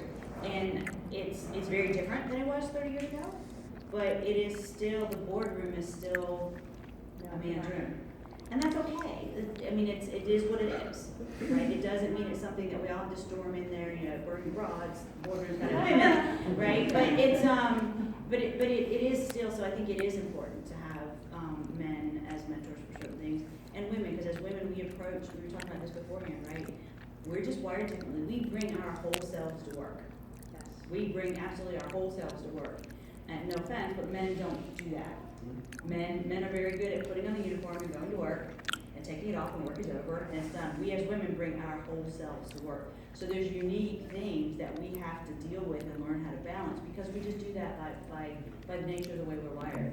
So I think it is important to have women as mentors on some of those topics as well. I couldn't agree with you more. I mean, yes, we're very different than we were 15 years ago, 20 years ago, 30 years ago. We're getting there. I started working on cars, for the record. Cold fusion. I know you guys still did cold fusion. I thought that was against the rules. Cold fusion and probing. Nice. But in all reality, I mean, we have definitely taken strides. We're not equality by any means at the seat of the table. The question is, do we need to be? No, I don't know. it's not about that. It's having equal chances, but there doesn't have to be. I mean, there was an article Equal about chances and equal seats are totally different things. I would rather say, here's a seat, the best candidate wins, than I have 5 seats for women and 5 seats for men. That's irrelevant to me. When I'm hiring, and I happen to be hiring, when I'm hiring, I don't look at the name, I look at the experience, I look at what they've done, I look at, what tools and systems they've used, and that's it. And then I send back an email to my HR director and say, schedule it. Then I completely leave it open. I don't ever look at the person's name until 20 minutes before they're about to show up when I'm printing their resume. Well, the name don't always tell you. No, I don't look at the name. Well, I mean, I don't always know by looking at the name, right? that's true. That is very true. So, it happens. That is very, very true. But, Anna, just out of curiosity, what advice would you give to a millennial who is sitting down at your class for the first time and looking at you and saying, how do I break through this barrier? What advice would you give them? Go above and beyond. And I can give you some examples where I had situations where employees are, and just today I actually taught a class at the Wilson, graduated from the security course class. And they told me, how do you, what do you recommend? How do I, how can I actually, do well and be able to progress in my career? The fact that I have a certificate, is that enough? And I said, no, you need to actually have the experience. But you have to be able to want to go above and beyond. And I've had situations where, in my experience, I have had opportunities to do more, and I've just taken it on. Give me the information, don't complain, and just get the work done. Because of that, it's a funny story. In my last employment, to make a long story short, my ex-boss and the boss that I was working there ended up working for me at the same time. I was provided with opportunities to do more, to advance in my career, take on new responsibilities. I did, and it just turned out that they both ended up working for me. Yeah, a lot of people forget that, and I have folks that come to me, even in interviews, and they'll say, so, but then what's my next step from this job? What's my next? And I do think that is a uniqueness to millennials. That where's my next? And it's always an interesting conversation around, you don't get promoted and then do the job. You do the job and then get promoted. And the people who go looking to get me promoted and then I'll do that, they're limiting themselves and their ability to move forward in their career. I give a good example. My daughter the other day said to me, I can't believe that my boss wants me to do all these things, and so is just sitting there and doesn't do half of the stuff that I do. I said to her, when it comes to promotion time, who's going to get the promotion? You or that individual? You, because you're going above and beyond. You're showing that you want to take the initiative, take on the additional responsibility. And she thought, she goes, Mom, you're right. I should, go and work when somebody calls out and they need extra help. I should, answer the phone and say, yeah, I'll be there if you need me. And those are the things that really help you move up, progress in your career. One thing I wanted to say about that is if you go above and beyond, make sure that you promote yourself, because if you don't, people will not recognize you. You have to toot your own horn. You do have to toot your own horn. So you have to do it. You have to do it together. You have to go above and beyond, and you have to make sure that lots of people know what you're doing. Yes. I learned that the hard way a couple of times. Yeah. And quite honestly, it was a very hard lesson. And as women, we're not wired. No, to do that. We you're haven't socially absolutely been trained. We're not good at it. We just Well, we don't do it naturally, but we have to learn how to do it. And there are ways to do it productively, and there are ways to do it in a bitchy, petty way that is not going to be very productive. But don't forget to do it. Yeah, Because it's a very good point. recognize it. there's ways of doing it with being subtle about it as well. And that's an art form that I'm, to this day, quite honestly, I'm still learning. I mean, subtle is not my forte. But in all reality, I mean, who's going to be your biggest voice if it's not you? You're relying on somebody else. And if it comes down to you or them, who are they going to be the biggest voice for? They're going to be the biggest voice for them. And I learned that the hard way, and it was such a painful experience, but it was such a learning experience that I sat back and did some self-thought on it and said, man, I sat back and let all this credit go to waste when all I needed to do was speak up. And I felt bad about speaking up because I'm a humble person by nature. And it wasn't about being humble. My kid, my 11-year-old daughter, put it into perspective and said, "You're a rock star, why don't you tell people?" And I said, "Oh, sweetie, I love you so much, thank you." In fact, she was my phone call Will you before I touch came my in. boss for me?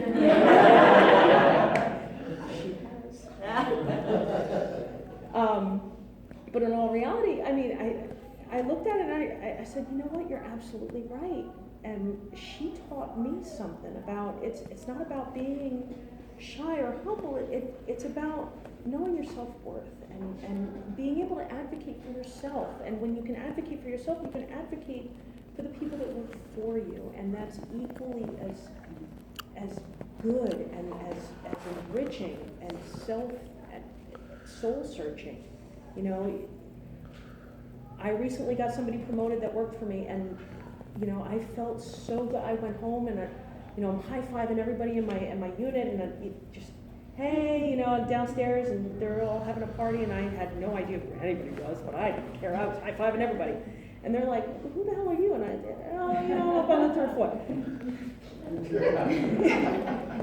Notwithstanding, I felt so good about the fact that I was able to properly advocate for somebody who did such a good job and deserved the recognition and the title and the raise that went along with it, that I felt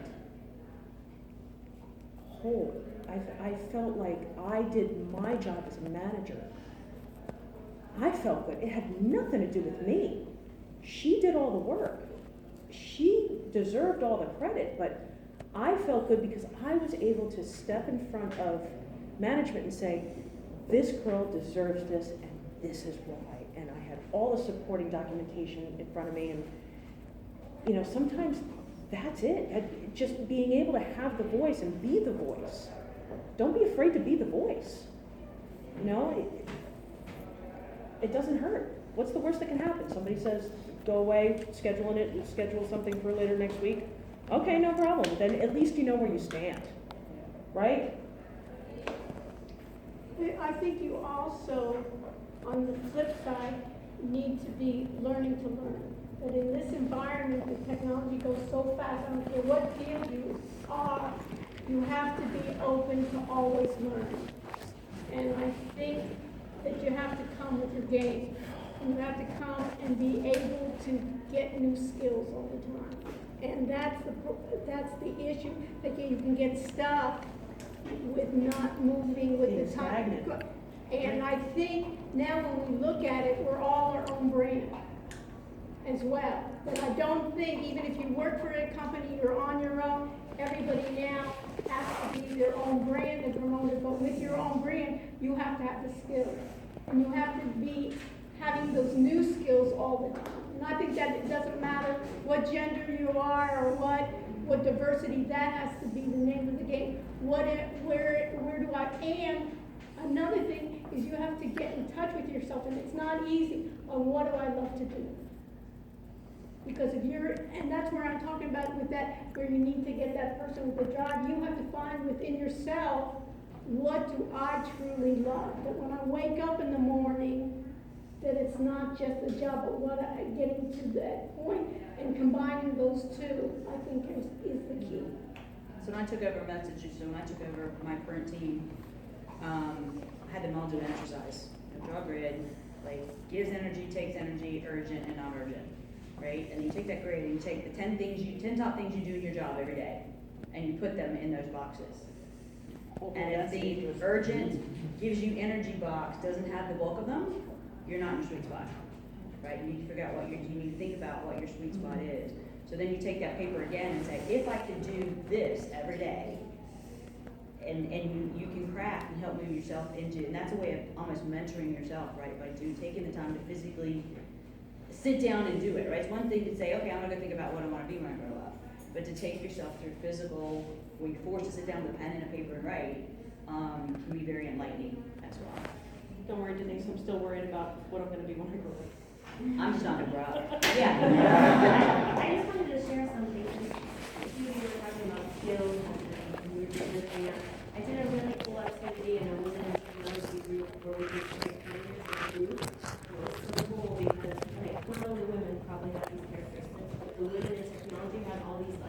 cerebral thinking skills as part of it. And we did that big energy, and the group of us were like, oh, I hate those details. Even though we're detailed people, we didn't like those projects like that. We wanted big picture brainstorming, and it was interesting. So I think a lot of it kind of goes together by learning more about yourself, the things that you're strong in, you kind of gravitate in. You can order this book, Strength Finder 2.0. It came out from Gallup. That is a good book. I already started reading that. I would recommend it. Strength Finder what? Strength Finder. Strength Finder. Basically, the focus. Sorry.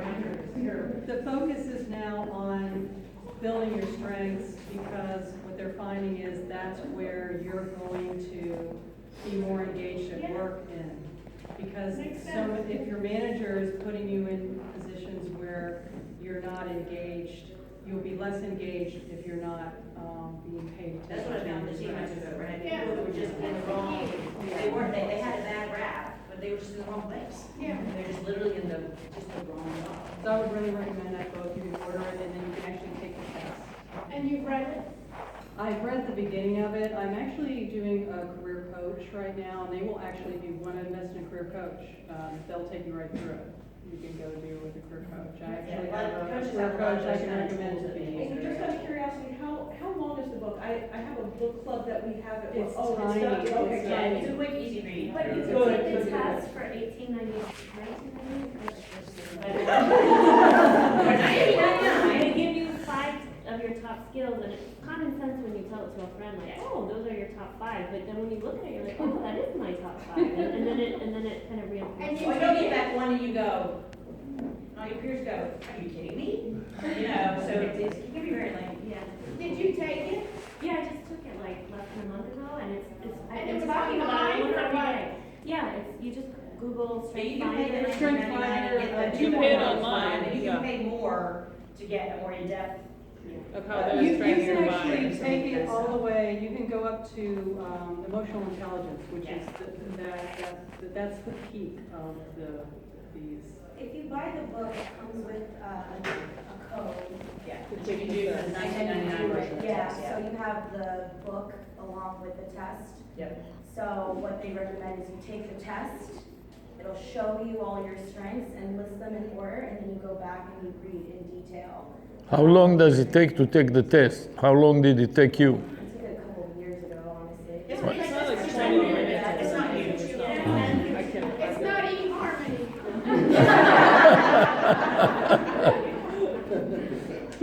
No, we work the book club at work. Every other month, somebody suggests a book, and then we go through and we read it. As long as it's short. We've done some TED Talks, we've done some podcasts, we've done some short stories. You know, We Move My Cheese, that's one of my favorites. Good to Great. But if this is short, I'm definitely going to look into that and suggest it for ongoing stuff. I have literally run out of questions, which sucks. But does anybody have anything they want to talk about? So evaluating ourselves, we can be really bad and really bad. So before, I would say last year, I had men coming in and say, I want to be a leader, I need you to help me, or I want to be a manager, help me, which I think is fantastic because that put it on me to develop that. I never had a woman do it. I started managing a team in Seattle, high tech, millennium, From here? amazing. Yeah, I have a global team. So what do you do for a living? Oh, I'm sorry. I'm on Carnival Cruises corporate. So we have I have a cybersecurity. So we have a global team. We have about 10 brands across. My Seattle team, high tech, young, like millennium, amazing women. They are coming to me. You see I usually have them fill their feedback for performance management, selling themselves. I want to be a manager. How do I get there? How do I get to the next step? How do I take challenges? So I started to see big changes. There's a big difference. Big changes. So hopefully it kind of filters. It'll grow when they become our age. They don't know. Yeah, it's very interesting when you manage, especially like different cultural cliques, so then you go international and it's very black and white, like Germany. this is what I do, and this is how it is, and Yeah. this is how you go. So, Metapuerto is like exactly the That's same. why my It's team in Germany. It's It's like like they're- prescriptive. So it's interesting to start seeing that millennium technical hubs, like Seattle is, which is very, very technical, to see that coming and kind of be equal on how they promote themselves, how they request to be promoted, how they request recognition and request to be challenged. How do you look for a mentee, someone to take under your wing and show them, the path and the path of least resistance and what to look for, what not to look for, what to avoid? I think I agree with what you said. Some people like to be heads down doing their job and they don't want to, and they're happy with it. And you have to recognize that not everybody's a superstar, but then you have to look at potential of, and some people, I think, especially with women, we tend to be more, we need more building of self-confidence to us. So you have to look at that potential and ultimately, as you develop them, you're kind of helping yourself, right? As your team comes off of skills and move on to other things, you're kind of helping yourself. So it's looking for that potential and those pieces of where they may not think they're technical, but then they're doing something that is like, but you are technical. Nobody told me, it's like, no, I'm not. Yes, you are technical. What do you think? Technical is not coding, is grasping the concepts. And it's going through that initial barrier of the original stigma of what was technical was hard coding and, Unix and And I think mainframe. because we feel that we need to know all of it because we're good at it. It's like the women need to be 110%, Yes. and the guys 50% is good enough. I know. I'll say I'll do it. It's almost like I'll go ahead, I'll take the leap, and I think it's part of taking risks. That men are more into taking risks. So it's basically, I'll take that risk. And women, I need to know 110% before I can say I really know it. So I think in terms of technical, think about any profession today that we're not using technology. It's all going to be more and more technical. So so that's the area where it's almost, girls can code and things like that. It puts, I think, women, in some ways, it bothers me, in just a box. That they'll be, if they're coders, they'll be up onto the food chain and they'll get into the C-suite. And I think as a women, your leadership also to show that you don't have to be 110%. And so I tell a lot to my team, like, look, I make 20 decisions a day. If one is wrong, I'm still good, right? So you're gonna miss, you're gonna fail, but at least you're making a decision. And so they need to see that it's okay not to be perfect. And how is it? And that the world doesn't fall apart when you make a mistake. And can I ask you, how is it, in terms, you're basically then being a manager virtually? Yes. Is it, do you kind of bring in your group and have you met them physically, all your people? I try to go at least twice a year to meet everybody, but then one thing I had to do with my Miami team is that we don't meet in a meeting room and then everybody else on the phone, because then I realize my remote teams are losing, so it's interesting. It's a complete different dynamic. Yeah. Because I think that's what we have to learn too, and because when I was mentioning in the beginning, where I'm trying that idea of having that physical classroom, but I still think that it's almost like how I tell my students, just because we have porno on the web doesn't mean we're not going to have sex. So it doesn't replace that physical still of meeting you, but it's the idea of meeting you, and then I'm going to be able to use that technology to communicate. I think we don't do enough skill-based training to do it, and I even find when I look out on the web, I think that should be done, like this class right here.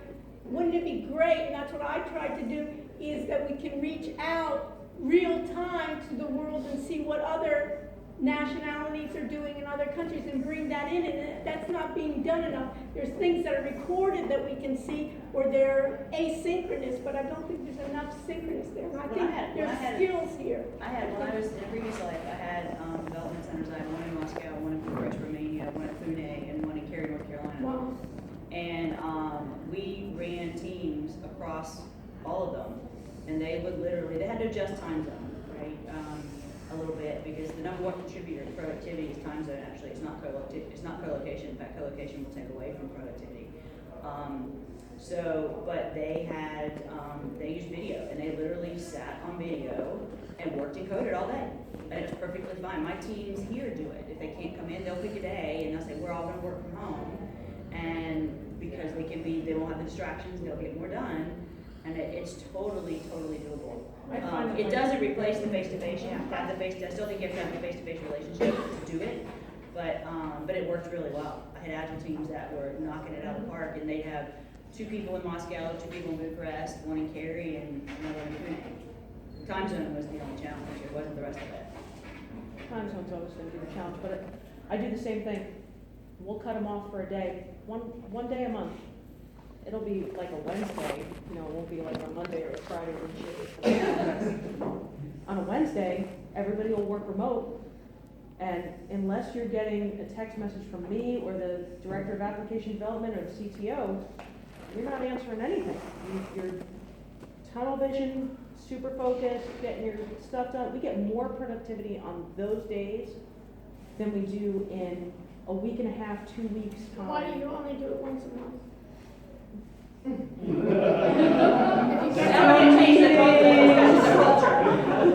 Just asking. Requirements meetings, postmortem. That's why we're not getting anything done. Lot of meetings. Unfortunately, from a project management perspective, I still have a team run. All things created equally, I would rather them work from home because I do get more out of them from a productivity standpoint. Even if out of an 8-hour day, if I had them sitting in my office or if I had them sitting at home, if I had them sitting at home for 6 hours and I had them sitting in my office for 8 hours, I'd still get more out of them. What do you think that? Distraction. People, huh? It's not just people. It's, there's stuff going on in the building, or, there's, people in the break room playing pinball, because we have pinball machines and, arcades and stuff, and it's the 6 or 7 meetings we have a week, whether it's scrum meetings, or it's pre-mortem, or post-mortem, or requirements meetings, and brain dumps, and I'll have a couple of brain dumps with them when it's just me and them, and talking about, here's the requirements, here's how we're going to build out these tickets, this is what's going in for the next sprint, I need you to be prepared mentally for this. They get more done remotely than they do in the office a lot of times. It's a bonus time. Their number of hours that they can spend. They have to get their mind is not doing this. Yeah, right. They have a constant amount of time. Can I ask one question? I see all these men right here. Can I get, they're like in this group, can I get a perspective from you guys of what questions do you have, or not even what comments, or what feedback do you have? Because it's kind of like we're on this perspective of the women, but it's a joint effort, like everyone said. I agree. So I just wanted to hear on this. I'll let your comment, mentor, well, I'm messing it up. Yeah. Everyone should mentor each other, right? Male, female, what have you, right? So that's a great point. But, I think a lot of the conversations, a lot of questions today have been around mentorship. And again, I like how you brought up the advocate part, right? And the question I really wanted to ask was, what are some creative ways that you guys have seen in the past for advocacy, right? And then what can we do, like, thinking outside the box, to continue to push and advocate for it. I don't think it has to be creative. I think it just has to be like when you see that there's an opportunity, and like you know that they're basically letting like the female know, or letting your boss know. If you like, it's easier for sometimes it's easier for men to kind of build rapport than men with women sometimes because of the gender gap. So like maybe a male boss can like go out with his like male coworker or his direct report to like a networking event together, but he might not go with his female direct report because maybe it's like uncomfortable or whatever. So like you could invite the female to come with you. Or if there's an open job and you think that she's a deserving candidate, you could say like, hey boss, like, have you considered Ashley? She's wonderful and she's been working really hard. Right.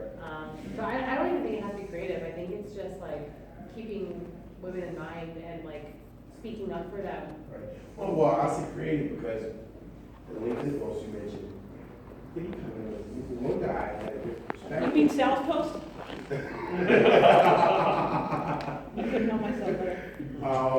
He had a totally different perspective, and at first it seemed like the tone, it seemed a little condescending, but it really wasn't. Like You had to read the whole thing. Yeah, exactly. You had to read. I first started reading What it, happened like, was I missed. okay, I'm done. I'm gonna keep my hand on the keyboard until I finish this whole post. Yeah, I looked at it on the phone, and when I sat down, I looked at it on the desktop.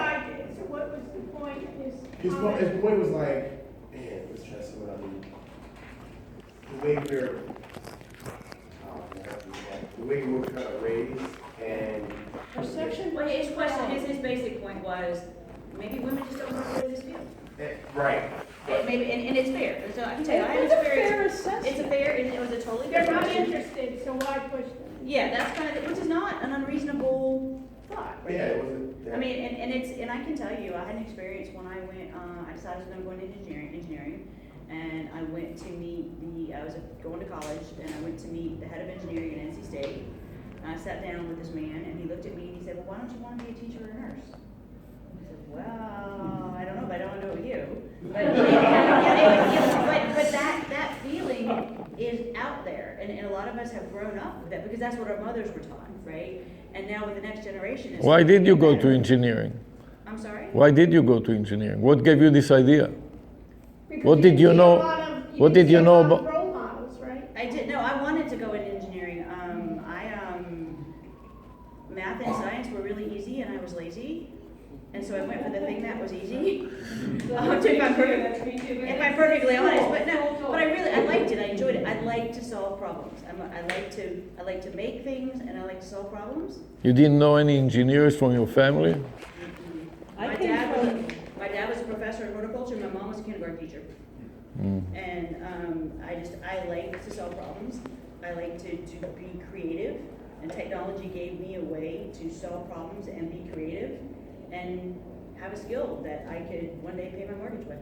Yeah. But I think the perspective of before, now it's different, but before, usually people thought that having a bachelor's in information system will be mainly to code or to work alone.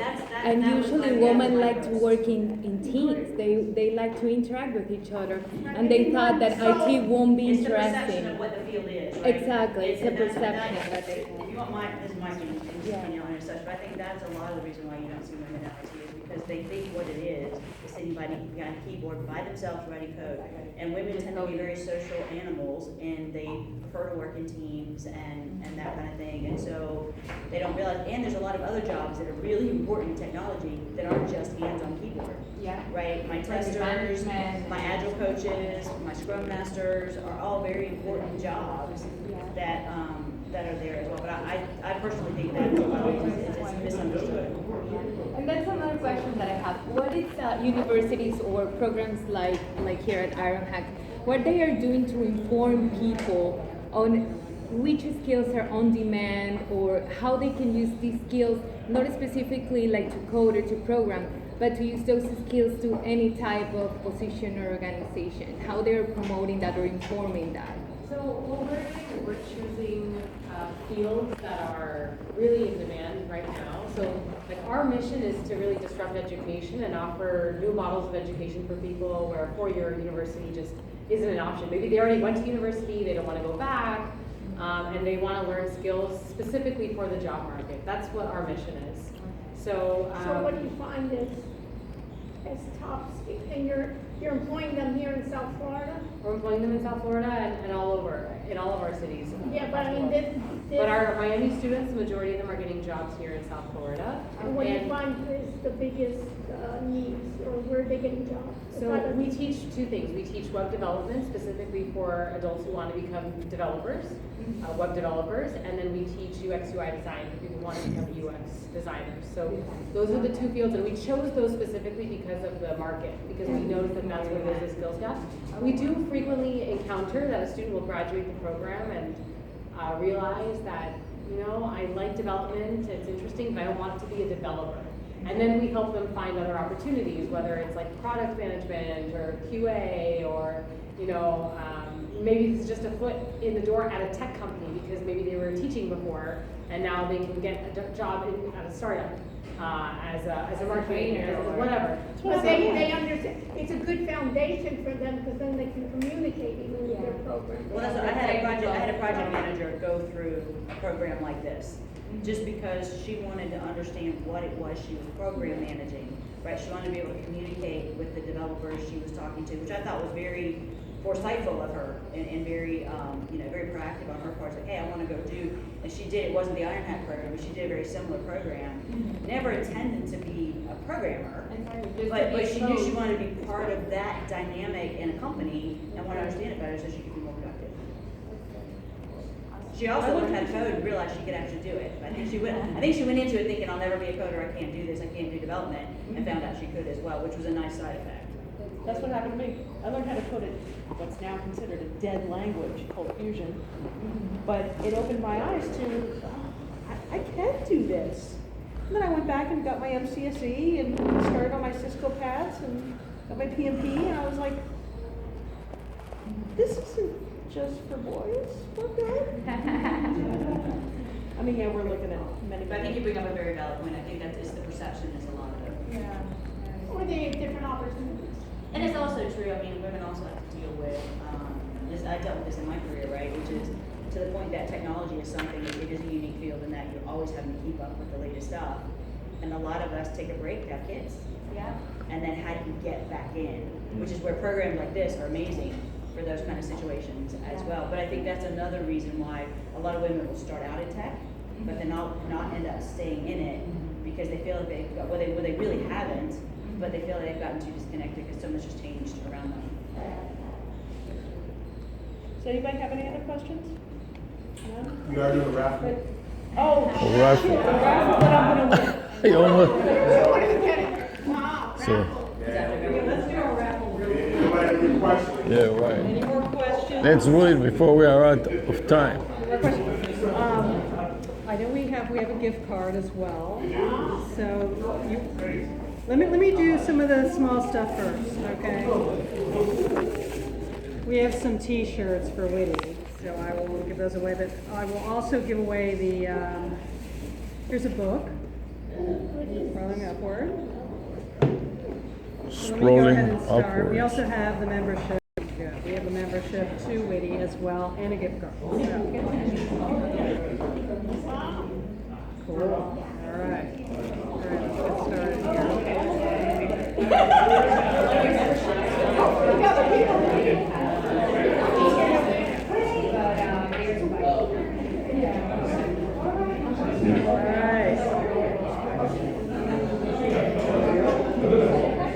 I think all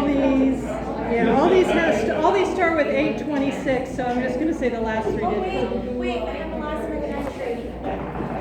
Not for me, it's for someone else, I swear. It's not for me! 741. Sweet. Okay.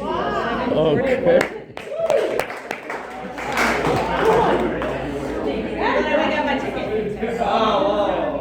What is that? Whatever you want. I'm easy. Well, I mean, I was going to save these to last. Would you like a Witty?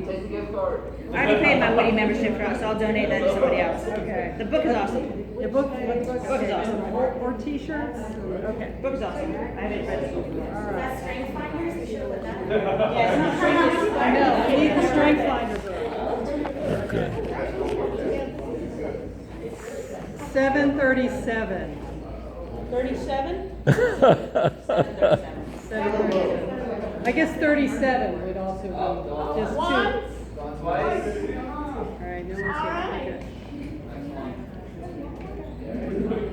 Oh, I got it. Oh, you are? Okay, here you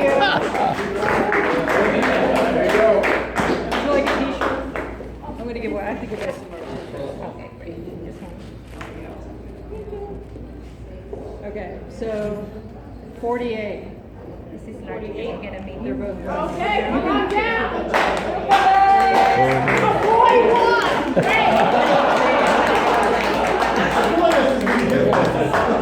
We'll mentor you. You can say you got a prize at a women's event. I'm not sure I have anything else in here. We're All right, so. Do you want the Woody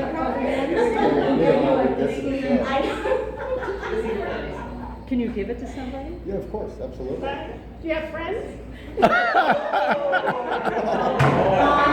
Tisha gets a. What do I get?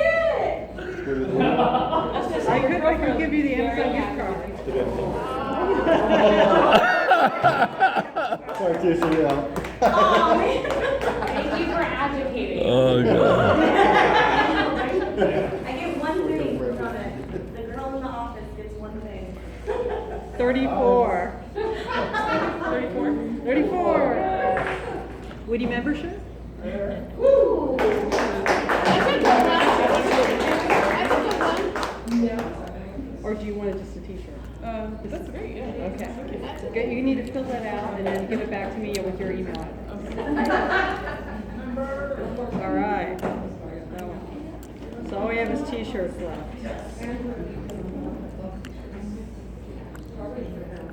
44. Oh my God, that's me. All right. All right. Good. They're all Give me the large. white. Give me the white. I can love the white. Yeah, perfect. Thank you so much. All right.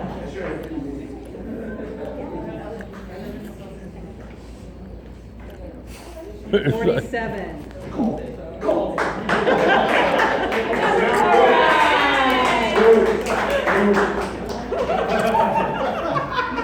We were ready. I take care of my daughter. I'm sorry. Look at that red, just like. There we go. One last thing. Here we go, guys. 51. 51. 51.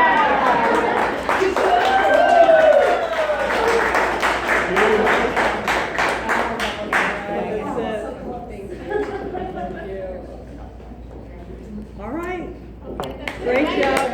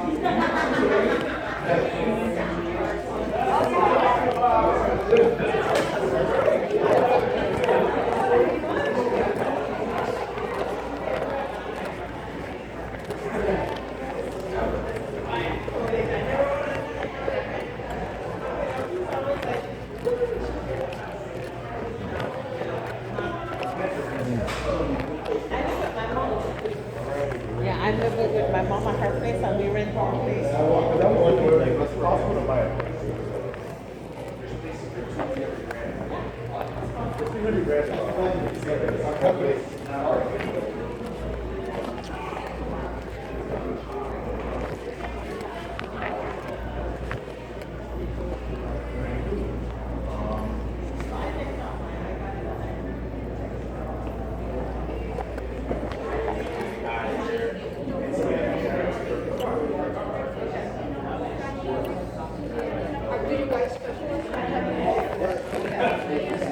My one buddy right there.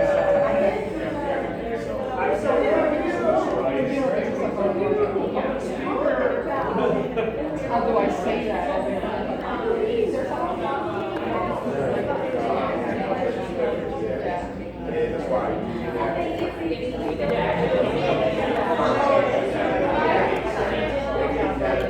Bye. So how did this go? If I was recording. Really?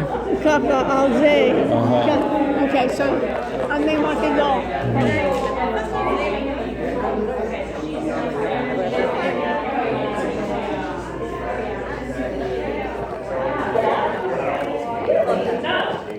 Hi. I enjoyed your comments. Goodness. You were my accounting teacher.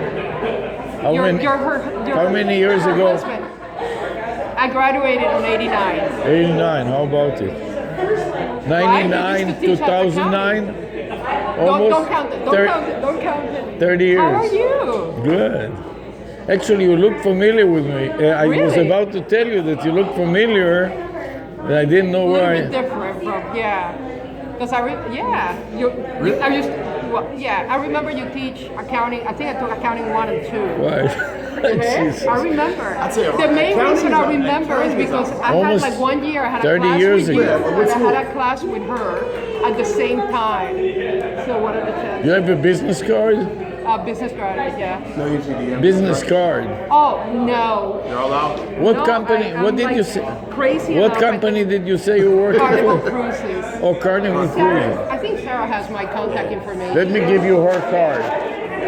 Are you still with the university? Or? Yeah. Send us an email. Okay. We You're want- on LinkedIn as well, right? You're on LinkedIn. Yes. Right? So I don't look now. Let me say this. I don't look at LinkedIn all the time because What- people send me stuff. It's like you haven't responded. I'm like, I know. What are you doing for Carnival? Yes, thank you. Did you want more wine? No. Are you sure? Yes. Cybersecurity. So I run the global identity and access practice. Wow. It's amazing. No, careers go like this. And But then how you're like, 30 years pass like this? I know. How long have you been in the position? In Carnival, 3 years. Okay. Before that, I was with Florida Power Line. Okay. I don't think I saw you since I taught you. No, I haven't seen you since. Yeah. So this whole You time were didn't not- recognize No, well, you were turning that right. way. Now I you didn't see- recognize You were not born even then. I know. Wow. Yeah. How old are you? No, I'm pretty old. I'm older. Yeah. Were you born before 89?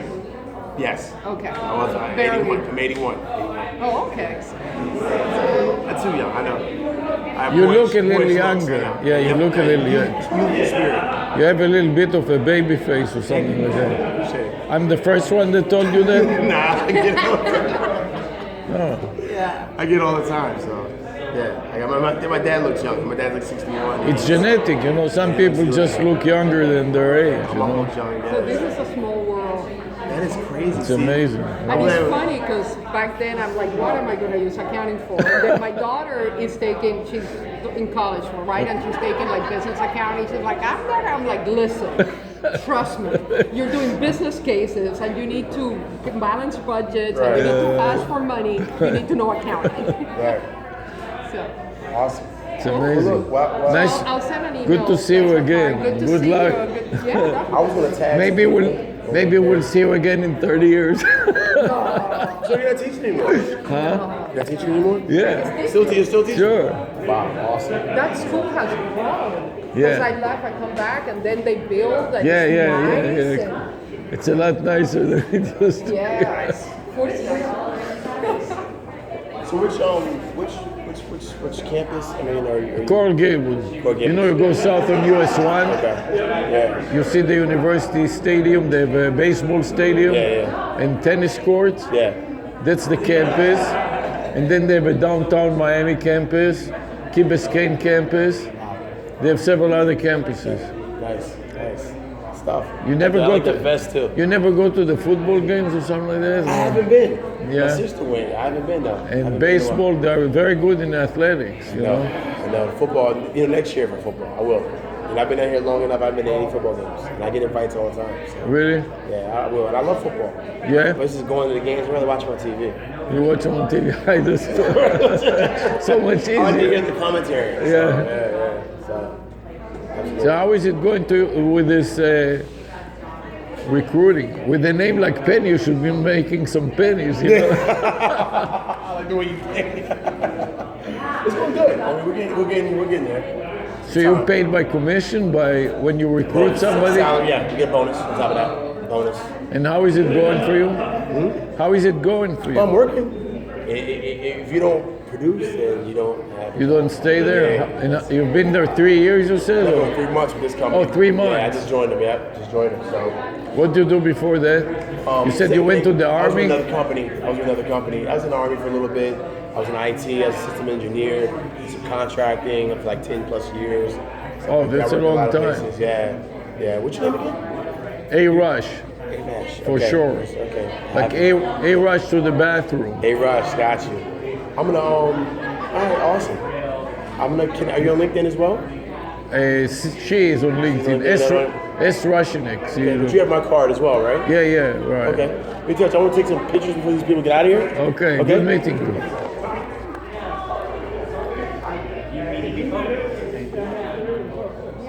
The entire your course is what, 6 months right now, or? There's two. There's a full-time course, Friday, 9 to 6 p.m. It's like having a full-time job. Yeah. And then there's a part-time class.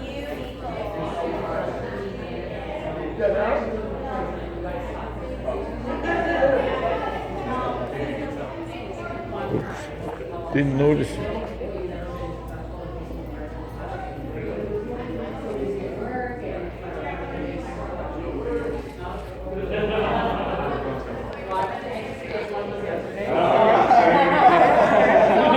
It's going great.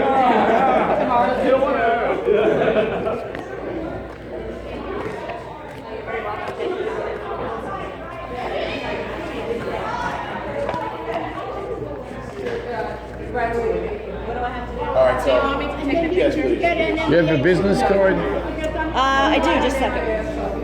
Have a this. There you go. Okay, so you have a card? There's that line over Oh, there. yeah, it's around this side. Yeah. No, now we have the. He's like, let me get your card. I was like, this is her card. His card.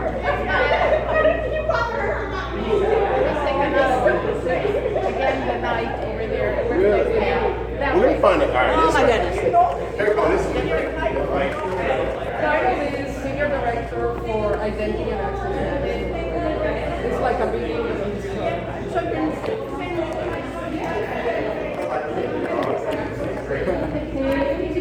Hi, how are you? How's it going? Are you with the Iron Hack or I'm with Iron Hack. I'm one of the students. what are you studying? I'm doing web development. And you're graduating or how long have you? I'm one of the part-time. We're probably got another 4 months. 4 months? 4 months, yeah. September you will graduate or? Yeah, just about. Yeah, good. You know. What about you? You're gonna do? You thinking about it? I don't know, maybe. It's a fun course, man. Yeah, you like it, but you think you can find a job with it? What are you doing now for a living? I'm a financial analyst at one of the banks right here on the corner. But I'm looking for a career change, like a lot of the people here in the part-time. So, but yeah, like, man, if you apply yourself and you really if you really try and learn and use, I feel like all the utilities they have, it will work out. For me, at least, that's how I see it. Well, good luck. He's also a student? Or? No, he's one of our TAs. He teaches. Oh, what's he teaching? He's our TAs for web development. Oh, web development. Yeah. And she's a student too? I don't know. Very good. It's interesting. There's a What do good, you do? I'm a professor at the University of Miami. You're a little far from home. Yeah, right. Yeah. What do you do over there? What type of team? I teach accounting and finance. Nice. I don't know any of And accounting. IT. I'm in finance, but I don't know any of accounting. I know Yeah. just the basic just to get me by. We work in business intelligence. What does it mean? What exactly are you doing?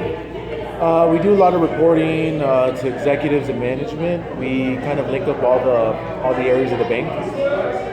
We gather all the information. Put it in Like what would be an example of a report? What would the report contain?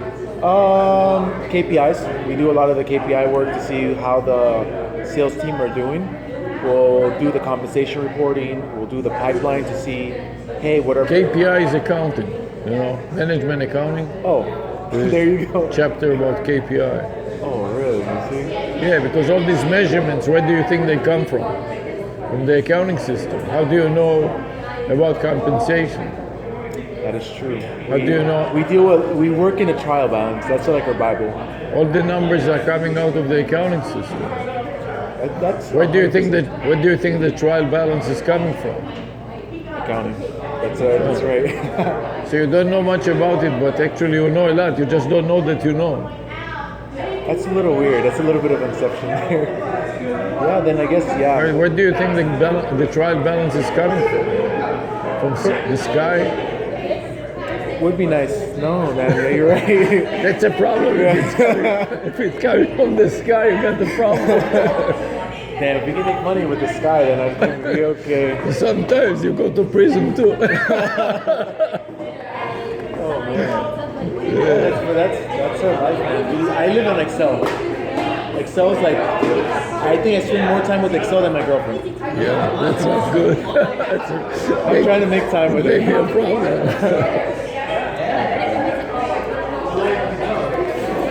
Before you were born, more than 30 years. I've been right there, you got 5 years on me. Just in Miami, 35 years.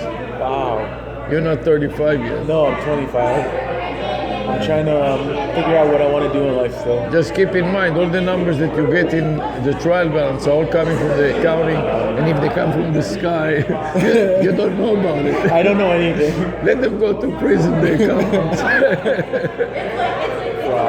Just let them keep massaging the numbers. Yeah, right, like Donald Trump. Yes, exactly. What was your name? A. Rush. A. Rush? Will. Nice to meet you, Will. Good luck. Thank you. I'm gonna need it. How are you doing? What are you teaching here? I'm the teaching assistant. And what are you for web development. And web development? Yeah. How do you like teaching? It's good. Yeah. I You really took it before you started teaching, or? Yeah, I went through the web development boot camp. Did you take my bag? Yes. Oh, where is it? On my shoulder. Oh, I didn't see it. Thank you. Hi. Fine. How are you? Just got caught in my thing here. Put it on the table so I can disconnect. Here, put it on. Nice to meet you. And the pros at the time, like quitting my job is like. Very good. Yeah, it's okay. Like, Jeez. you have to be a support in people. The craft already hacked your channel? Yeah, I'm recording it. Oh, really? She didn't want to be recorded? No, I don't know. The way she told me, I said I'm not recording. Oh, I thought it was in hidden mode to recording. It's a different story. It's like, I come from a different background, No. however, I never find a place that can. Usually goes Jesus, together, look at this, yeah. Help me release it. I tried, I ended up with people, but Take No, it no. down. You don't want to take it down? Okay. so much there. All the time, yes. The environment, what I'm doing, it wasn't up to my expectation, you know. Here, as soon as you took it off, it came off. And they're like, okay, this is your first job. We'll take it a little bit. You know, like, it's not like, no, I give them 2 years. And nothing happened. I feel like it's just kind of picking up. So, like, I was like thinking, like, it's like almost. Okay, you ready? Yeah. Like, I spent there like 8 months. Just to show taking. Yeah. You know what I mean? It's right here behind the Okay. curtain. That's all I need.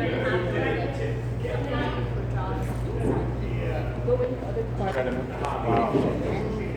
They didn't even give me an interview. So I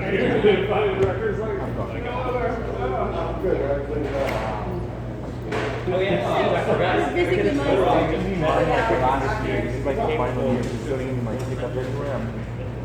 Look, you are doing this. So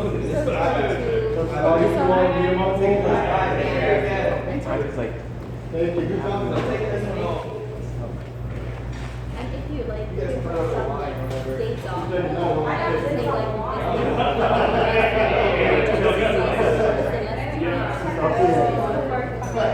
try to focus on graphics, Angular, si no saben, yeah, it's not it's also the same thing. Some other personalities, which is like